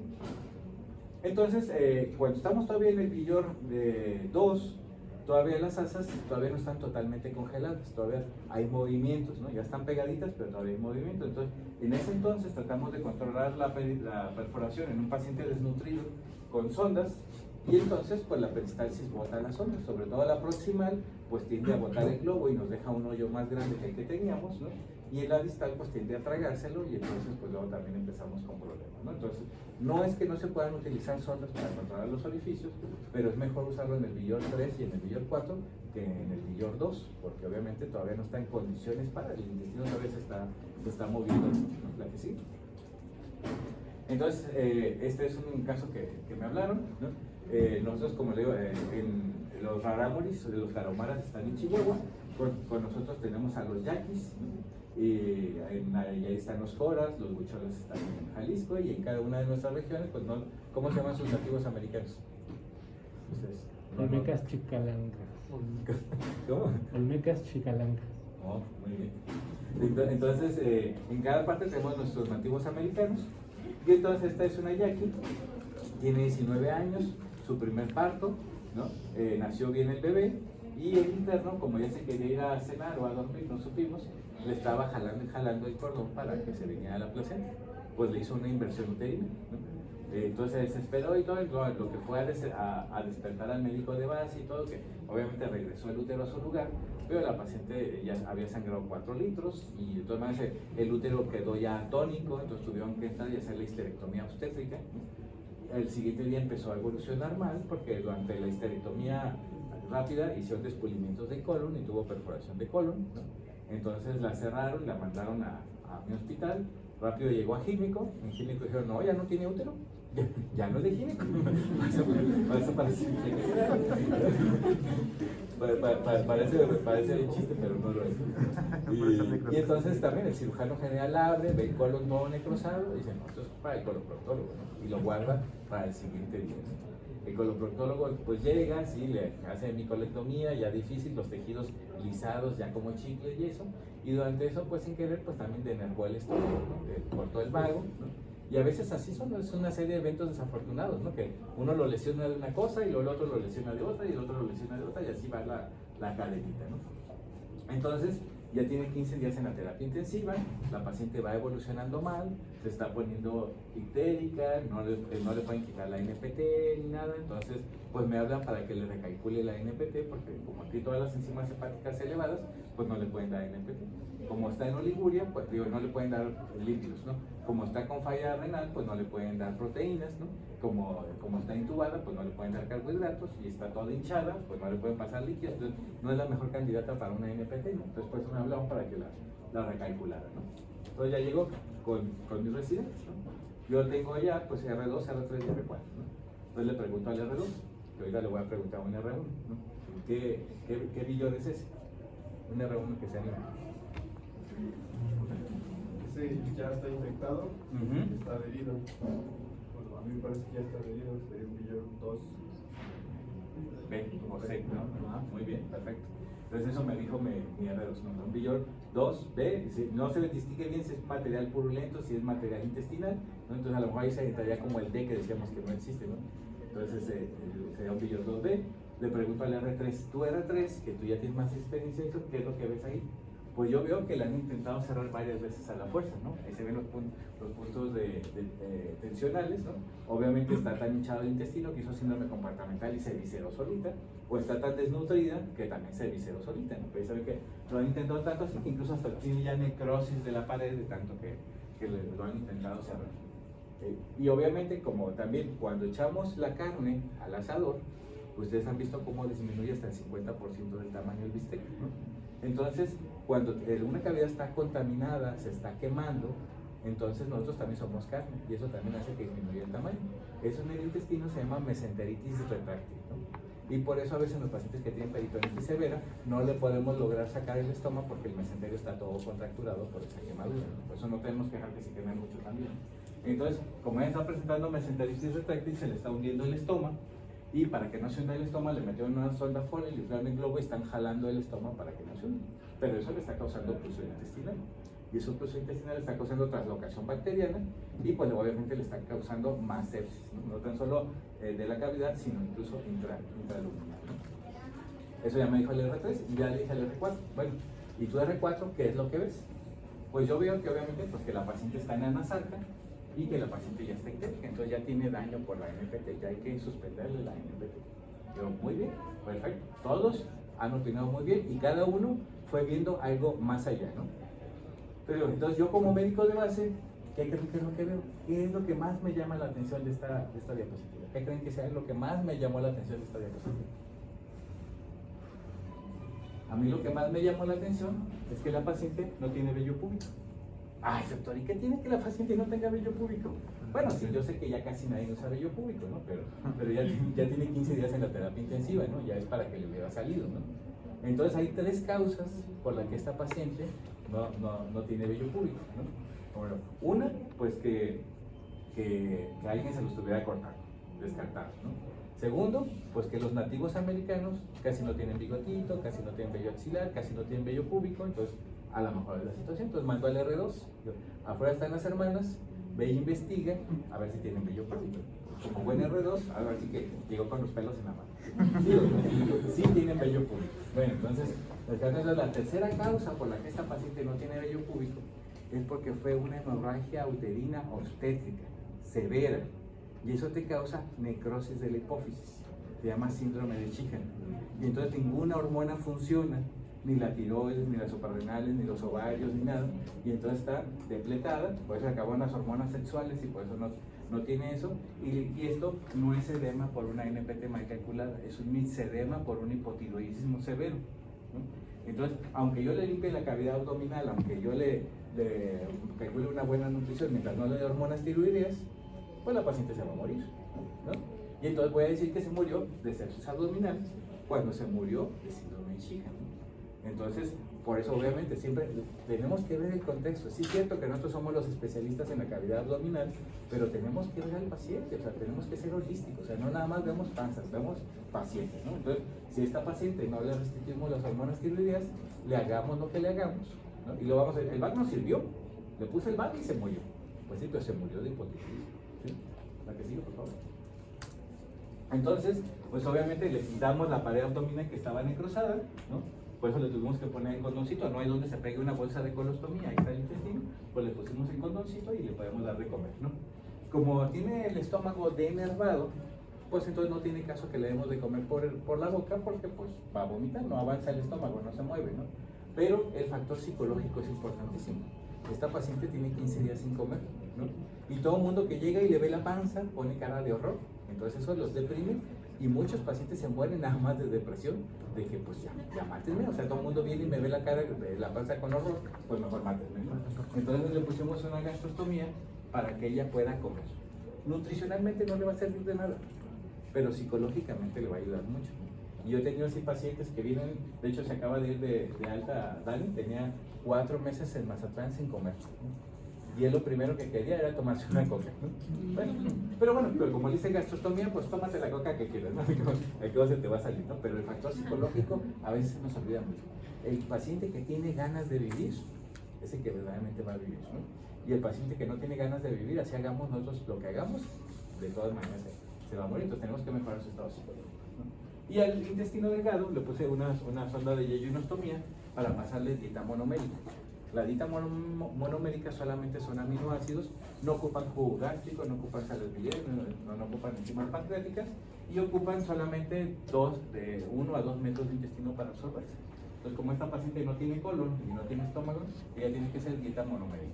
A veces el problema es que le pasamos Ensure por ahí, ¿no? El Ensure son proteínas, ¿no? Todo nuestro proceso digestivo está diseñado para que desde la masticación, la saliva, jugo gástrico, enzimas pancreáticas, sales biliares, convertir proteínas en aminoácidos. Y es lo único que absorbe el intestino, aminoácidos, ¿no? Para que nos demos una idea, este hospital es una proteína, este salón es un péptido y un ladrillo es un aminoácido. Entonces, los hoyitos que tiene el intestino para absorber los nutrientes son del tamaño de un ladrillo. Y nosotros le damos moléculas del tamaño del hospital, esperando que vayan por el espacio de un ladrillo. Entonces, por eso nunca se nutren los pacientes que por yeyoinostomía le estamos pasando dieta polimérica, ¿no? O dieta licuada, o Ensure. Entonces, no estamos haciendo todo, pero eso es porque no sabemos fisiología, ¿no? Si el intestino absorbiera directamente proteínas, pues no ocupáramos ni jugo gástrico ni sales biliares, ni masticáramos la comida, ¿no? Así, directamente, ¿no? Bueno, entonces le pusimos terapia de presión negativa, sí, la estamos mejorando psicológicamente, la estamos nutriendo, estamos controlando el foco séptico y estamos limpiando la cavidad abdominal, la que sigue. Y entonces me llevé de un Billor 2B, ¿no? A un 4. El 4 ya está limpio, ya tiene tejido de granulación, ya no genera respuesta inflamatoria y entonces obviamente pues ya se va a empezar a nutrir, ¿no?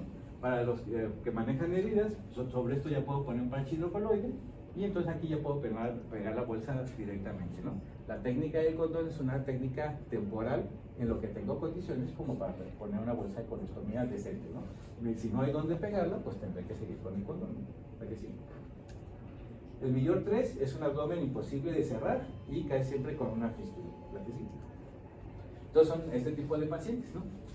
Ya le saqué los estomas, sigue fugando, los cambio de lugar, sigue la cavidad contaminada, sigo con tejido necrótico y no la quiero meter porque pues obviamente pues que ya está muy complicada. Ven todo el cochineo que le están quitando. Producimos de 5 a 7 litros de material intestinal diario y todo eso está saliendo por ahí, ¿no? Entonces, no, mejor ya no le quiero hacer nada, no quiero gastar en ese paciente.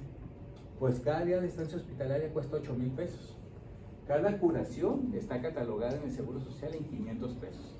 Y por el líquido intestinal que producimos, este paciente hay que curarlo por lo menos 2 veces por turno, ¿no? Porque si no, está quemado, entonces son 1,000 pesos en la mañana, 1,000 pesos en la tarde, 1,000 pesos en la noche. Entonces ya son 3,000 pesos más 8,000 de la estancia hospitalaria, ya son 11,000 pesos. Si toma en cuenta la nutrición parenteral, si toma en cuenta la nutrición, entonces viene saliendo como a 20,000 pesos el día. Si no es que se va a la terapia intensiva, porque un día de terapia intensiva cuesta 50,000 pesos, ¿no? Cada día, ¿no? Más todo lo demás que genera. Entonces, y luego no queremos gastar en una esponja de 10,000 pesos. ¿Por qué sale caro? Pues es que verdaderamente no sabemos lo que es caro y lo que es barato, ¿no? Y obviamente hay que quererle poner una bolsa de Bogotá, pues nada, incluso hasta la piel está necrosada, no tiene ni caso poner una bolsa de Bogotá, ¿no? ¿Para que sí? Y entonces, pues en estos pacientes que los han cerrado múltiples veces, que ya está un hoyo ahí, que es imposible sacar un estoma, en el Billor 3 ya es imposible sacar un estoma, ¿no? Entonces, pues obviamente tienes que cambiar tu estrategia, ¿no? El dejarlos en ayuno y con NPT a esperar que eso se solucione solito, pues obviamente pues está, ¿no? Entonces hay que cambiar la estrategia, ¿no? La que sigue. Entonces lo bueno de la terapia de presión negativa es que por más difícil, por más anfractuosa que sea la herida, pues tú la acomodas exactamente como tú quieras, detienes la respuesta inflamatoria y el paciente se va a empezar a mejorar. ¿La que sigue? Una vez que tienes un abdomen Billor 4, ¿no? Que ya está congelado, y si lo estás nutriendo bien, va a tener un buen lecho de la herida quirúrgica, va a tener un tejido de granulación bien nutrido, bien perfundido, un buen estado nutricional, pues entonces ahora lo que sigue, de acuerdo al time, ¿no? El time es lo que utilizamos para catalogar todas las heridas. T es tejido necrótico, I es infección, M es humedad y E es epitelización. Entonces aquí ya controlamos la infección, ya controlamos la humedad, el siguiente paso es la epitelización. Obviamente, si yo quiero liberar colgajos cutáneos, aparte que meterme ahí, a lo mejor hago un hoyo, y si quiero llevar esta piel con esta piel, pues se me van a necrosar los colgajos, ¿no? No tiene caso. Entonces, ahí tiene que ser un cierre por cuarta intención. Tengo que poner un injerto, ¿sí?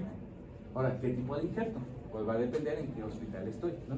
Yo digo que todas las ciudades, bueno, menos ahora que anduvimos allá en Dubái, allá no es así, ¿no? Bueno, en Cuba tampoco, que todas las ciudades se dividen en 4 zonas, ¿no? La zona Turkey, la zona Pavo, la zona de Guajolote y la zona Huíjolo, ¿no? Entonces va a depender en qué hospital estemos, pues obviamente pues, los recursos que vamos a tener, ¿no? Entonces que cuando esto es un paciente privado, es un hospital privado, es un paciente Turkey, ¿no? La que sigue. Pues entonces le pusimos Epifaz, ¿no? El Epifaz son queratinocitos humanos, ¿no? Y aparte tiene hormona de crecimiento, entonces tú nada más en la cama del paciente, tú se los pones, los dejas 5 días y ya quedan los queratinocitos ahí y ya va a empezar a crecer piel solita ahí, ¿no? Cada Epifaz cuesta 3,000 pesos, ¿no? 1, 2, 3, 4, 5 Epifaz. 5 por 3, 15,000 pesos. Un derecho de sala cuesta 25,000 pesos. Entonces te sale más barato ponerle Epifaz que llevar al paciente al quirófano y hacerle una toma y aplicación de injerto. Aparte, pues que la toma y aplicación de injerto casi siempre se los hace el cirujano plástico. Los cirujanos plásticos nunca les van a injertar este abdomen. Te van a decir que como está cerca del estómago y que está contaminado y que no sé qué. El cirujano plástico nunca te lo va a injertar, ¿no? Yo al principio lo que tuve que hacer, pues empecé a gestionar y yo me compré mi dermatomo, ¿no? Es fácil usar un dermatomo, ¿no? No se ocupan 4 años para manejar un dermatomo, ¿no? Y cuando quieran un día hacemos una práctica hasta con un cochito y eso para que vean cómo se usa el dermatomo y para que ustedes lo hagan, ¿no? Pero entonces, este trabajo fue el que fui a presentar a Florencia en el 2016, manejo del abdomen complicado con Epifaz.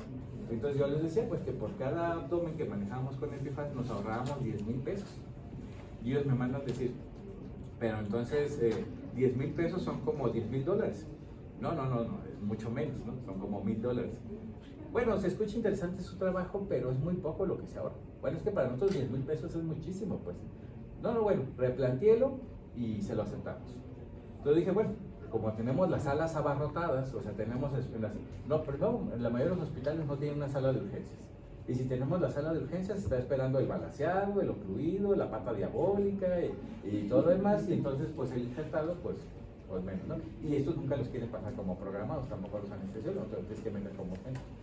Entonces, por eso, el ponerle en su camita el injerto, pues te ayuda mucho. Entonces me mandan a decir, o sea que les faltan salas quirúrgicas. Sí, somos países tercermundistas, nos faltan salas quirúrgicas. Entonces, bueno, replantéelo y ya vemos si se lo acepta. Entonces, un amigo italiano me estaba diciendo, es que ustedes, los americanos, todo lo piensan en dinero, ¿no? Y ustedes piensan que después de una semana larga de estar trabajando, ya se merecen una cervecita, ya se merecen esto, lo otro. Nosotros los italianos nos tomamos la cerveza porque nosotros no la merecemos, hayamos trabajado, ¿no? Entonces el paciente ocupa buena atención independientemente de lo que cueste. Bueno, entonces lo mandé y le dije, estos pacientes como vienen de un viacrucis, de un abdomen hostil, de muchas cirugías, de complicaciones, de terapia intensiva, primero tienen miedo a regresar otra vez al quirófano, ¿no? Y eso es cierto, ¿no? Cuando ya salieron de esta sepsis, lo voy a regresar al quirófano para injertarlo, no, ya no me meto al quirófano, pero tiene angustia, ¿no? Y segundo, como para esto no ocupas un área donadora, como con el otro, entonces no les causas dolor, no haces un hoyo para tapar otro hoyo, ¿no? Entonces no tienes un área donadora, entonces le evito sufrimiento y le evito dolor. ¿Les evita sufrimiento y les evita dolor? Aceptar. Y ya me fui a Florencia a presentarlo, entonces, porque allá piensan de otra manera muy diferente a nosotros, ¿no? Pero bueno, eso sí es un hospital turqui, ¿no? Pero no todos estamos en un hospital turqui, entonces pongamos que estamos en un hospital Pavo, ¿no? Un poquito más abajo, ¿verdad que sí? Entonces está el oasis. El oasis son queratinocitos porcinos, ¿no? Estos sí obviamente no se van a asimilar porque el cuerpo los rechaza, pero dejan el andamiaje de colágeno, dejan las estructuras para que se metan los fibroblastos y el colágeno y entonces vuelve a haber una nueva pared abdominal, ¿no?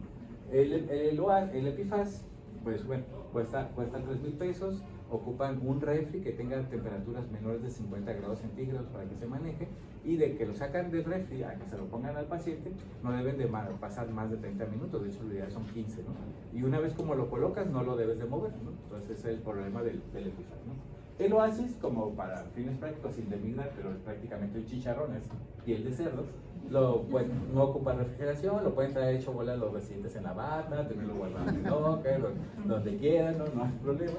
Y nada más lo tienen, y si no les gustó cómo lo quedó, pues lo quitan, lo recortan, lo vuelven a acomodar, ¿no? Y nada más lo tienen que estar hidratando por 5 días y ya quedan ahí el andamiaje para que las células entren, ¿no? Entonces están en un hospital pago, ¿no? Pero incluso supongamos que están en un hospital huíjolo, ¿no? Que están en lo más pobre de lo más pobre, no tienen ni dermatomo, no tienen cirujano plástico, no tienen nada, ¿sí? Entonces usan el gilettotomo, ¿no? Entonces una navaja Gillette, y ahora con las barbershop, hubo un tiempo que se escasearon, ¿no? ¿Verdad? Con las barbershop cortan la navaja a la mitad, ponen un poquito de vaselina y un poquito de tacto. Es importante que no lo hagan los lunes, porque como luego siempre uno pistea el sábado y el domingo, pues el lunes no llegas con muy buen pulso, ¿no?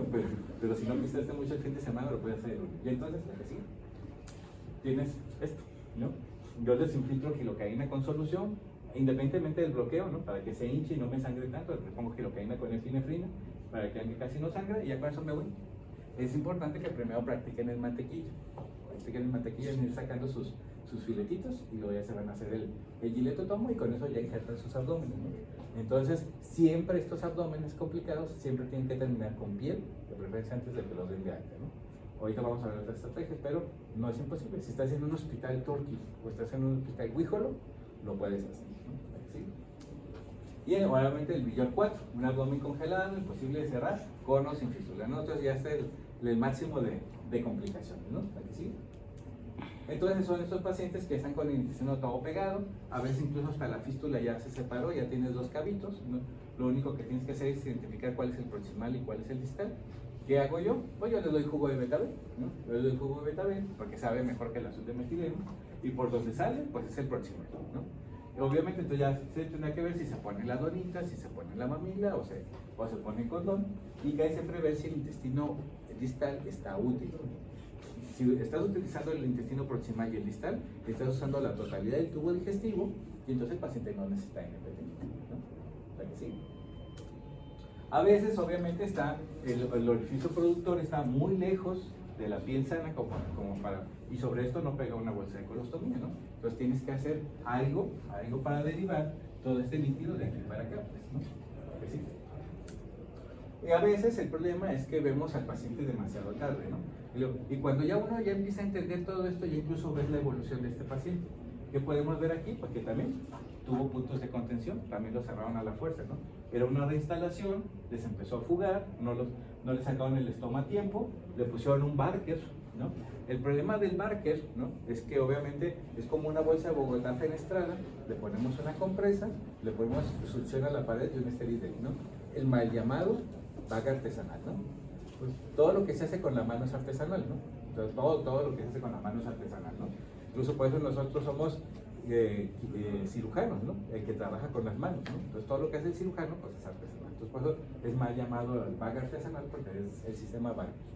El problema del sistema Barker es que como solamente la succión está arriba, solamente limpia el sobrenadante y te va a congelar arriba. Y si hay pus y todo eso abajo, pues te van a quedar colecciones que después, si lo congelas, pues tendrás que hablarle al radiólogo intervencionista para que lo funcione, pero luego muchos radiólogos intervencionistas no quieren meterse ahí, o en muchos hospitales no tenemos radiólogo intervencionista, ¿no? Entonces, pues más vale mejor que lo vayas limpiando de abajo hacia arriba y que lo congeles, pero limpiecito, ¿no? Aparte que también el sistema Barker, a diferencia del BAC, pues entonces, y sobre todo también del Cibaco, que la presión va directa a la cavidad abdominal, ¿no? El doctor Elizondo en Costa Rica, que por azares del destino él es internista, pero por algo terminó en la clínica de heridas, entonces él es muy obsesivo y se fue con un manómetro a medir la presión que genera el aspirador, desde el cuarto de máquinas, ¿no? Hasta el primer piso, y vio que era diferente. Del primer piso al segundo piso y vio que era diferente. Del segundo piso al tercer piso y vio que era diferente. Y entre más alto es el hospital, pues más va cambiando, ¿no? Y es diferente en la primera cama, en la segunda cama y en la tercera cama, todo es diferente. Si todos los sistemas están abiertos, es una presión. Si todos los sistemas están cerrados, es otra presión. Y si están abriendo y cerrando, pues fluctúa. Entonces, Si tenemos un paciente con el sistema Barker y al otro lado del paciente le están haciendo aspiraciones, que lo están prendiendo 2 o 3 veces por turno para aspirar al paciente, eso ya está haciendo cambios bruscos que te pueden causar perforaciones intestinales.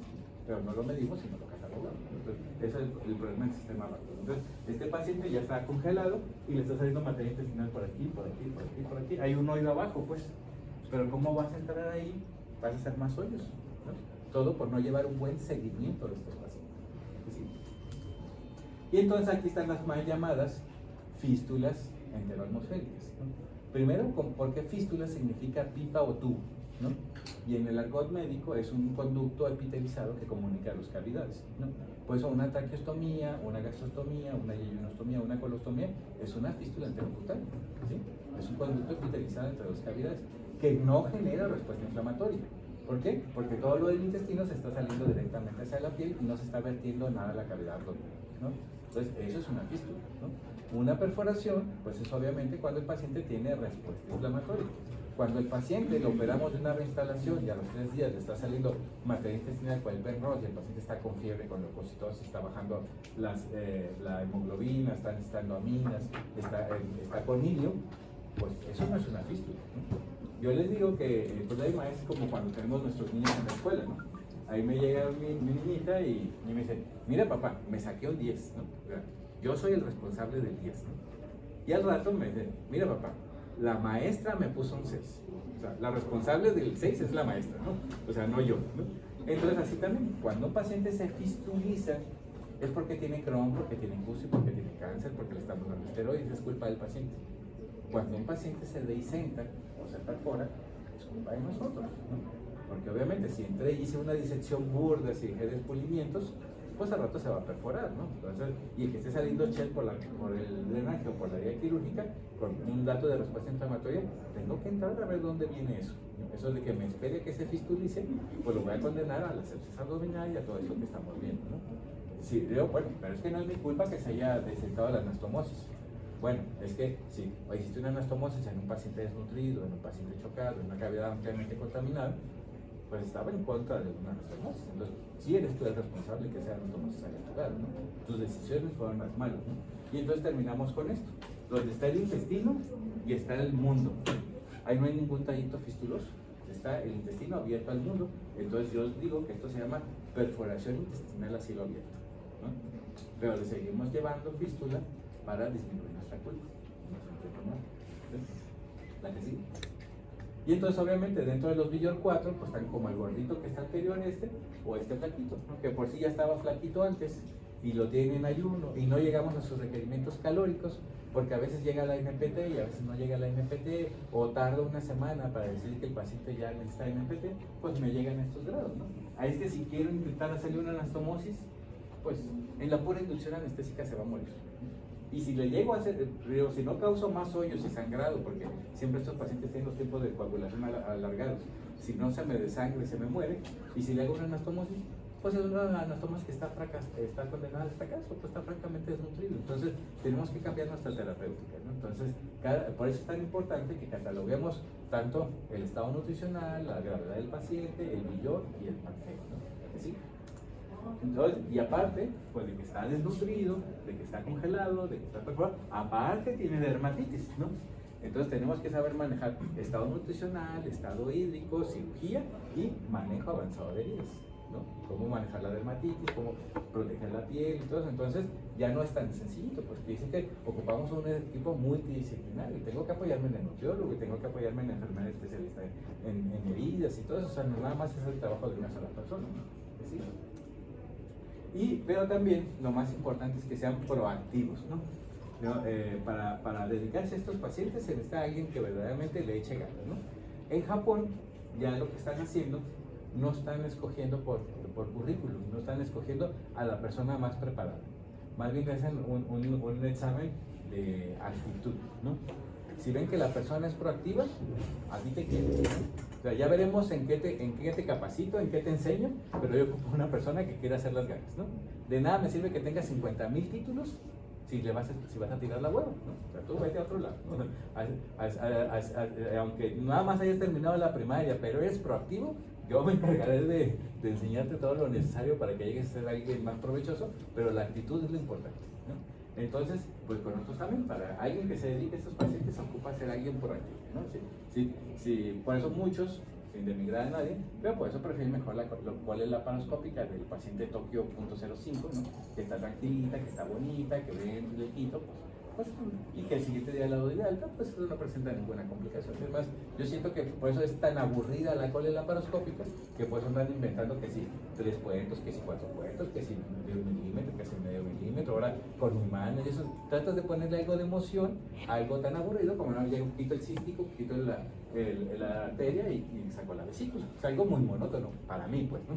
Yo con esto yo me regocijo porque cada paciente es totalmente diferente y tengo que ponerme a pensar qué le voy a hacer, ¿no? Yo andaba de viaje también y entonces llegó esta paciente posoperada de cola laparoscópica, pues después la abrieron, ¿no? Pero no es que la cola laparoscópica sea mala, ¿no? Pero cuando hacíamos coles abiertas, solamente teníamos la clasificación de Bismuth para la lesión de vía biliar.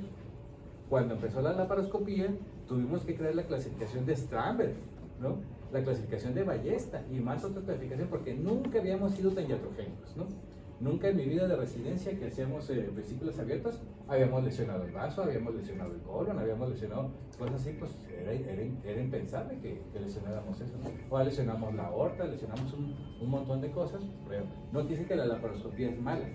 El mono que hace la laparoscopía es el que no está bien capacitado, ¿no? Los carros no atropellan gente, los choferes son los que atropellan gente, ¿no? Entonces quiere decir que tenemos que no aventarnos nada más a hacer las cosas, tenemos que capacitarnos. Y luego por eso, y eso que cada año hay cursos de laparoscopía en los congresos, ¿no? Y sigue habiendo estas lesiones, ¿no? Entonces, ¿cuántos cursos de manejo de abdomen abierto hay?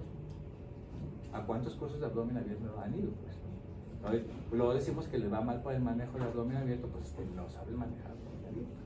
Pues hay que abocarnos a hacer. Entonces, yo andaba de viaje. Y entonces, pero ya más o menos en mi institución ya más o menos hemos tenido la secuencia de las cosas, entonces ellos ya saben qué hacer, le dio jugo de betabel, salió por aquí, obviamente ahí es imposible poner una bolsa de colostomía, le pusieron un condoncito y ya le empieza a dar de comer, ¿no? Pero salió a los 20 minutos. Dicen que tienen muy poquito intestino, tienen menos de 1 metro, eso no es suficiente para nutrirla como ambulatoria, entonces tienes que buscar una fistuloclisis. Entonces empezaron a meter la sonita por aquí, pero salía por acá, la metes por aquí, salía por acá, la metes por aquí, salía por acá. Y así. Cuando llegué me dijeron, doctor, es imposible nutrir a esa paciente por vía distal. No hay intestino distal útil, todo está perforado. Bueno, a veces yo soy medio incrédulo, ¿no? Pues entré, yo también hice lo mismo, no encontré ninguno, todos entraban uno y salían por el otro, ¿no? Entonces dije, bueno, pues como a veces digo, si no se puede por delante, pues por detrás, ¿no? Y los egipcios, ellos a los pacientes que tenían vómitos y que no podían darle nada por vía oral, les daban enemas de vino, de miel y de leche por el colon, ¿no? No tiene la misma capacidad de absorción que el intestino delgado, pero sí absorbe, ¿no? Incluso se ha visto que los náufragos, cuando tomas agua de mar, ¿no? Pues te da diarrea y te deshidratas y te mueres. Pero si te pones enemas de agua salada, el colon sí logra controlar los moles y absorber, y no te mueres, ¿no? Entonces, para cuando hay náufragos en el mar, pues bueno, ¿no? Ahí tiene una alternativa de... Pero entonces le puse el Vivonex por el colon, ¿no? ¿Cómo? Pues con las sonditas que se hacen los colon por enema, es una sondita que se infla hasta 100 mililitros en globo y por eso no se sale del recto. Por ahí le conectamos el Vivonex y por ahí se lo empezamos a pasar, ¿no? Entonces, todos sorprendidos, 48 horas después, por un hoyito chiquito que nadie había visto, por ahí empezó a salir el Vivonex. Entonces ya le pusimos una sondita, le hicimos un hidrosoluble y tiene 2 metros de intestino, válvula secal y todo el colon. Entonces, tranquilamente con eso ya se puede nutrir la paciente como ambulatorio, ¿no? Ya por ahí le puedo pasar fácilmente hasta 1800 kilocalorías sin necesidad de usar la nutrición parenteral, ¿no? La que sí. Entonces, bueno, la que sí. Entonces ya no se está inventando nada, todo esto está publicado desde el 2010, ¿no? Entonces para cuando empiecen a coger condoncitos y todo eso, que ¿de dónde sacaste esa jalada? De las guías clínicas de fístulas intestinales del 2010. Y ya estamos en el 2021, ¿no? Ya pasaron 11 años y todavía no todo el mundo lo utiliza, ¿no? La que sí. Entonces, este es el video, ¿no? Entonces, este es un pacientito pues operado de apéndice, que tiene 4 meses intubado, no lo quieren despertar por pobrecito y no le quieren iniciar la vía enteral, que se están esperando a que se descongele el abdomen para hacerle una anastomosis, ¿no? Y lo es que si te das cuenta la atrofia que se genera, y aquí podemos ver cómo ni siquiera se ven las vellosidades, no se ven pliegues, está la mucosa totalmente plana, ¿no? Con 4 meses ya está totalmente atrófico, ¿no? ¿Qué va a pasar cuando se descongele el abdomen a los 6 meses o al año?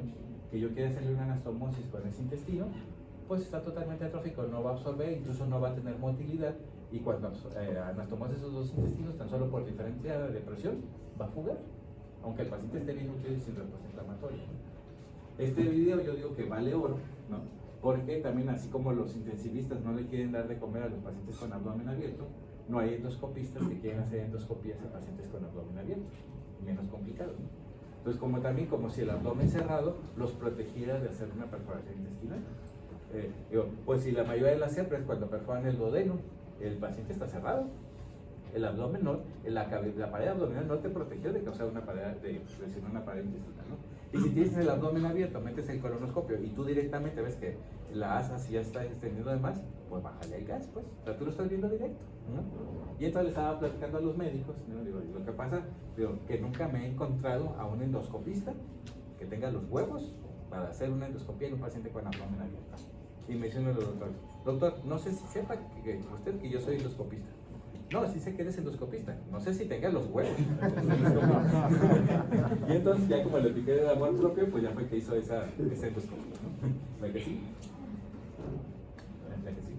Entonces, la ideal para estos pacientes con Villor 4, ¿no? O Villor 3, Villor 4, pues obviamente tienes 2 perforaciones intestinales, tienes una cavidad sucia, pues entonces al proximal, pues le pones el condoncito, le haces un estoma, ya tienes tu estoma, ya el paciente ya puede comer, ¿no? En el distal le pones una sonda Foley y le empiezas a pasar dieta monomérica por ahí, ¿no? Y le limpias la cavidad abdominal para que se congele y ya no genere respuesta inflamatoria, ¿no? Entonces estás haciendo las 3 acciones al mismo tiempo y ya después puedes poner un hidrocoloide o si está bien nutrido, dinero lo injertas y se va con sus 2 estomitas y con una cavidad cerrada, ¿no? ¿Sí? Entonces este es un caso de estos que ya lo manejamos aquí, ya pasaron 6 meses, ¿no? Porque incluso el paciente que entra en actividad se descongela más rápido el abdomen que el paciente que no está en actividad, ¿no?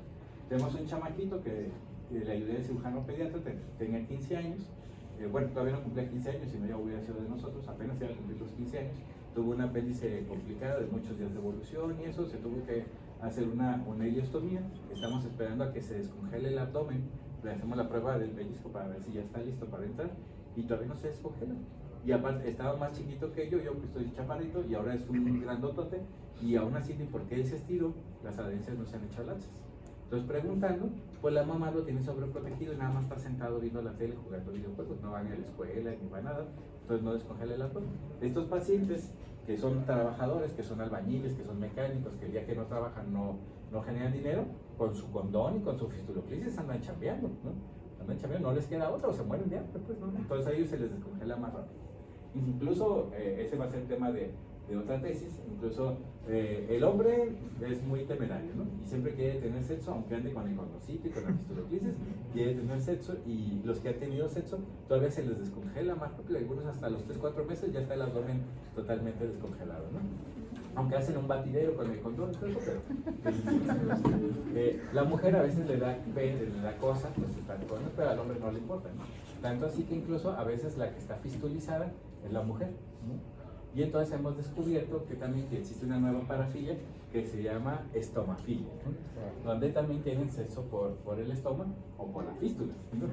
Y ha habido incluso algunas mujeres que no se han querido reconectar porque cuando la reconecten, que ya no tenga la fístula o el estómago, va a ser una mujer como cualquier otra y su esposo se puede ir con otra. Entonces va a decir, ¿por qué me dejaste? ¿Qué tiene ella que no tenga yo? Los estómagos.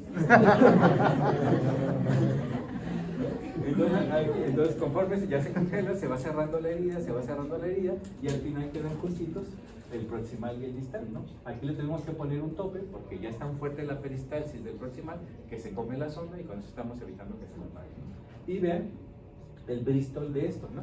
Entonces la escala de Bristol es la escala de las popos, ¿no?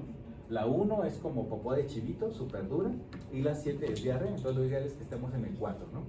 estos pacientes que son intestino delgado, ya les comentaba, no deben de tomar agua pura. El agua pura solamente se absorbe en colon, lo que quiere decir que por aquí sí le podemos pasar agua pura, ¿no? No deben de comer fibra, porque la fibra también la degradan las bacterias del colon. Entonces quiere decir que la fibra licuada sí se la podemos pasar por acá. Entonces, por arriba solamente tienen que comer proteínas y electrolitos orales, o Gatorade, Power o cualquier otro, ¿no? Entonces, con nosotros ahí en Sonora, porque los camarones azules son así de buenos, entonces se comen los camarones por acá y el caldo de camarón se los pasó por acá. Sí, porque también tienen ácidos grasos, que es el alimento del colonocito, ¿no? Y de esa manera le estamos dando una nutrición integral, estamos dando todo el tubo digestivo, ambulatorios y sin NPT, ¿no? Y entonces ya que llega a esos requerimientos, por acá le está saliendo 1 litro, ¿no? Y con un Bristol 4, a veces sí ocupo darle dosis altas de loperamida, hasta 6 loperamidas cada 6 horas. Una vez fue la supervisión y me regañó. ¿Por qué me dice? Pues que me estoy saliendo de la guía clínica, porque la guía clínica no permite que des 6 loperamidas cada 6 horas. Ah, bueno, perdón, disculpen. Entonces le voy a bajar, pero como estos pacientes se van a deshidratar, entonces le voy a tener que dar ocrotielarse, ¿no? La cajita de loperamida cuesta 20 pesos, el ocrotielar cuesta 25,000 pesos, ¿no? Entonces, a la hora que el administrador me regañe, pues yo le voy a decir que tu supervisión me dijiste que ya no le da loperamida. Ah, no, entonces sígale dando loperamida. No hay bronca, ¿no? Pero sí, hay pacientes con tan poquito intestino. De hecho, tengo pacientes de 75 centímetros, de 50 centímetros, que las 6 loperamidas cada 6 horas no es suficiente y tienen que darle incluso ocrotielarse cada 15 días, ¿no? Entonces, ¿cómo convencí al administrador de estar gastando 50,000 pesos al mes en estos pacientes? Yo, porque si no les pongo el ocrotielar, se deshidratan, caen en falla renal y van a estar hospitalizados.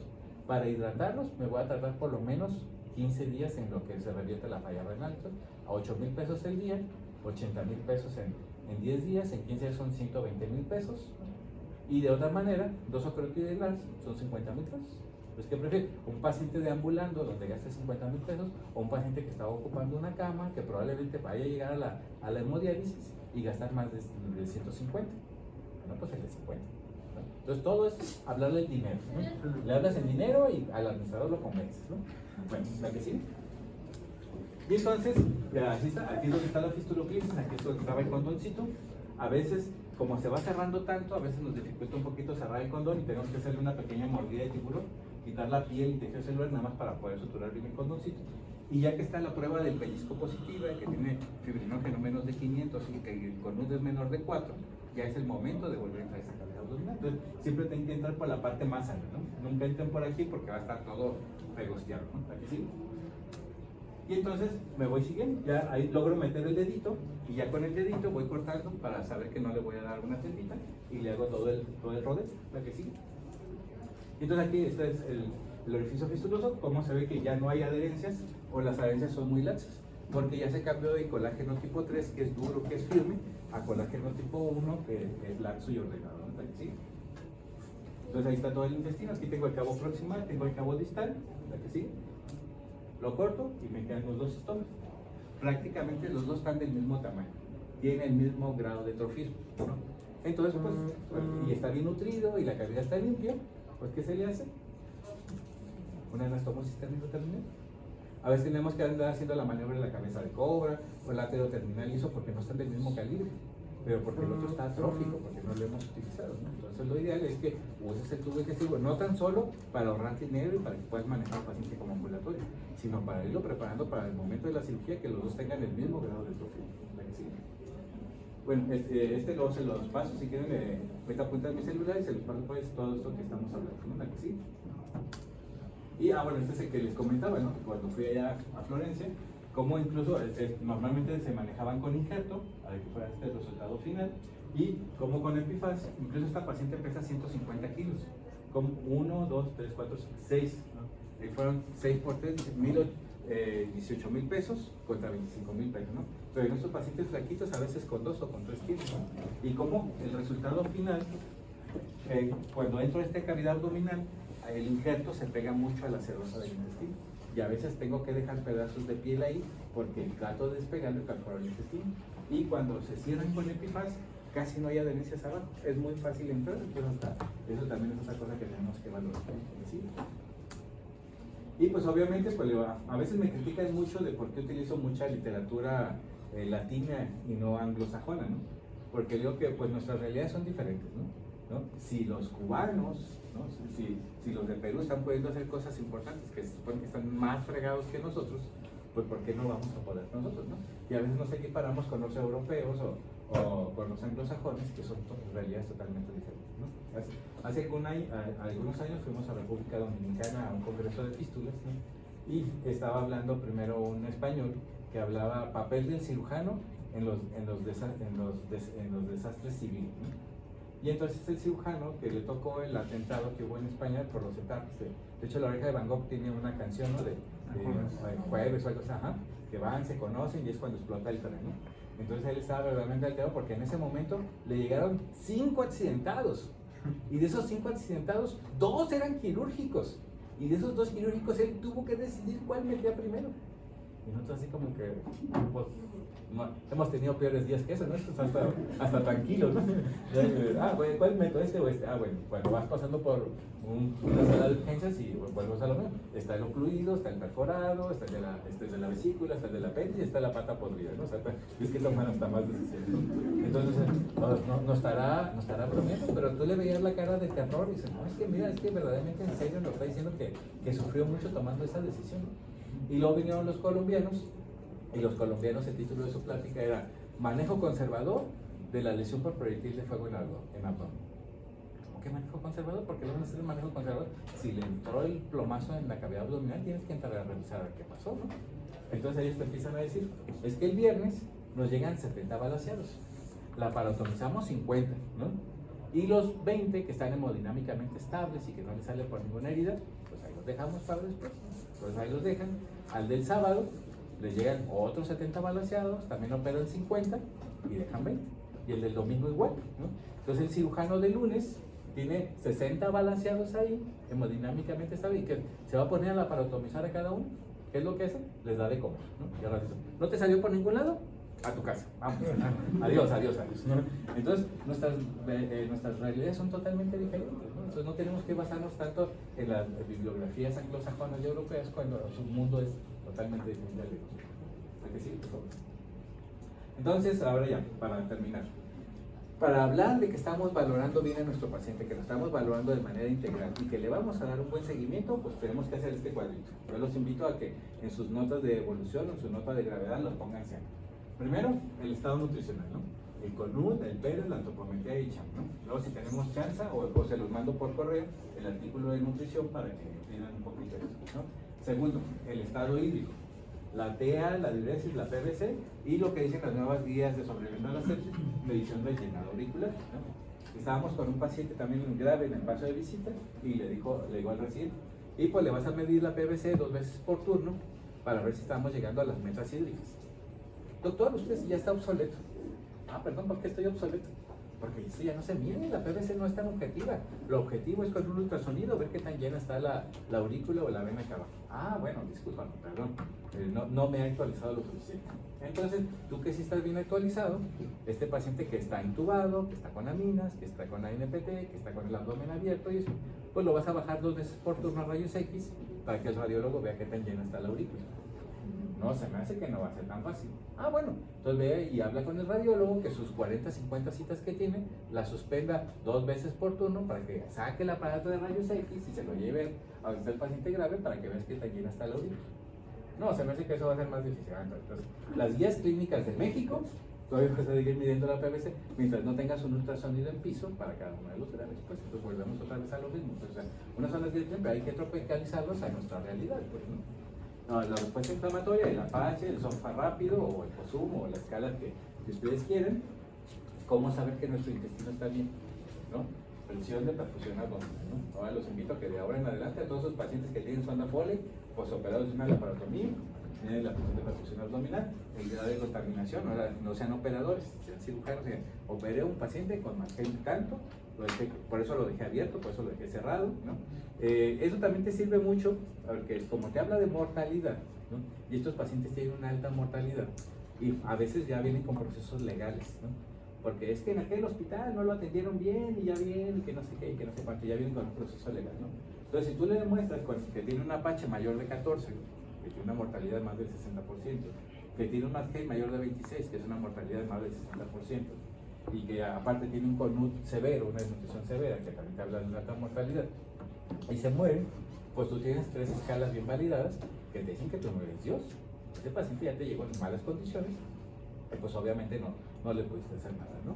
Yo pues ya acabo de cumplir 25 años en el Seguro Social, ya tengo pues casi 20 años dedicándome a esos pacientes graves y bueno, afortunadamente hasta ahorita no tengo ninguna demanda, ¿no?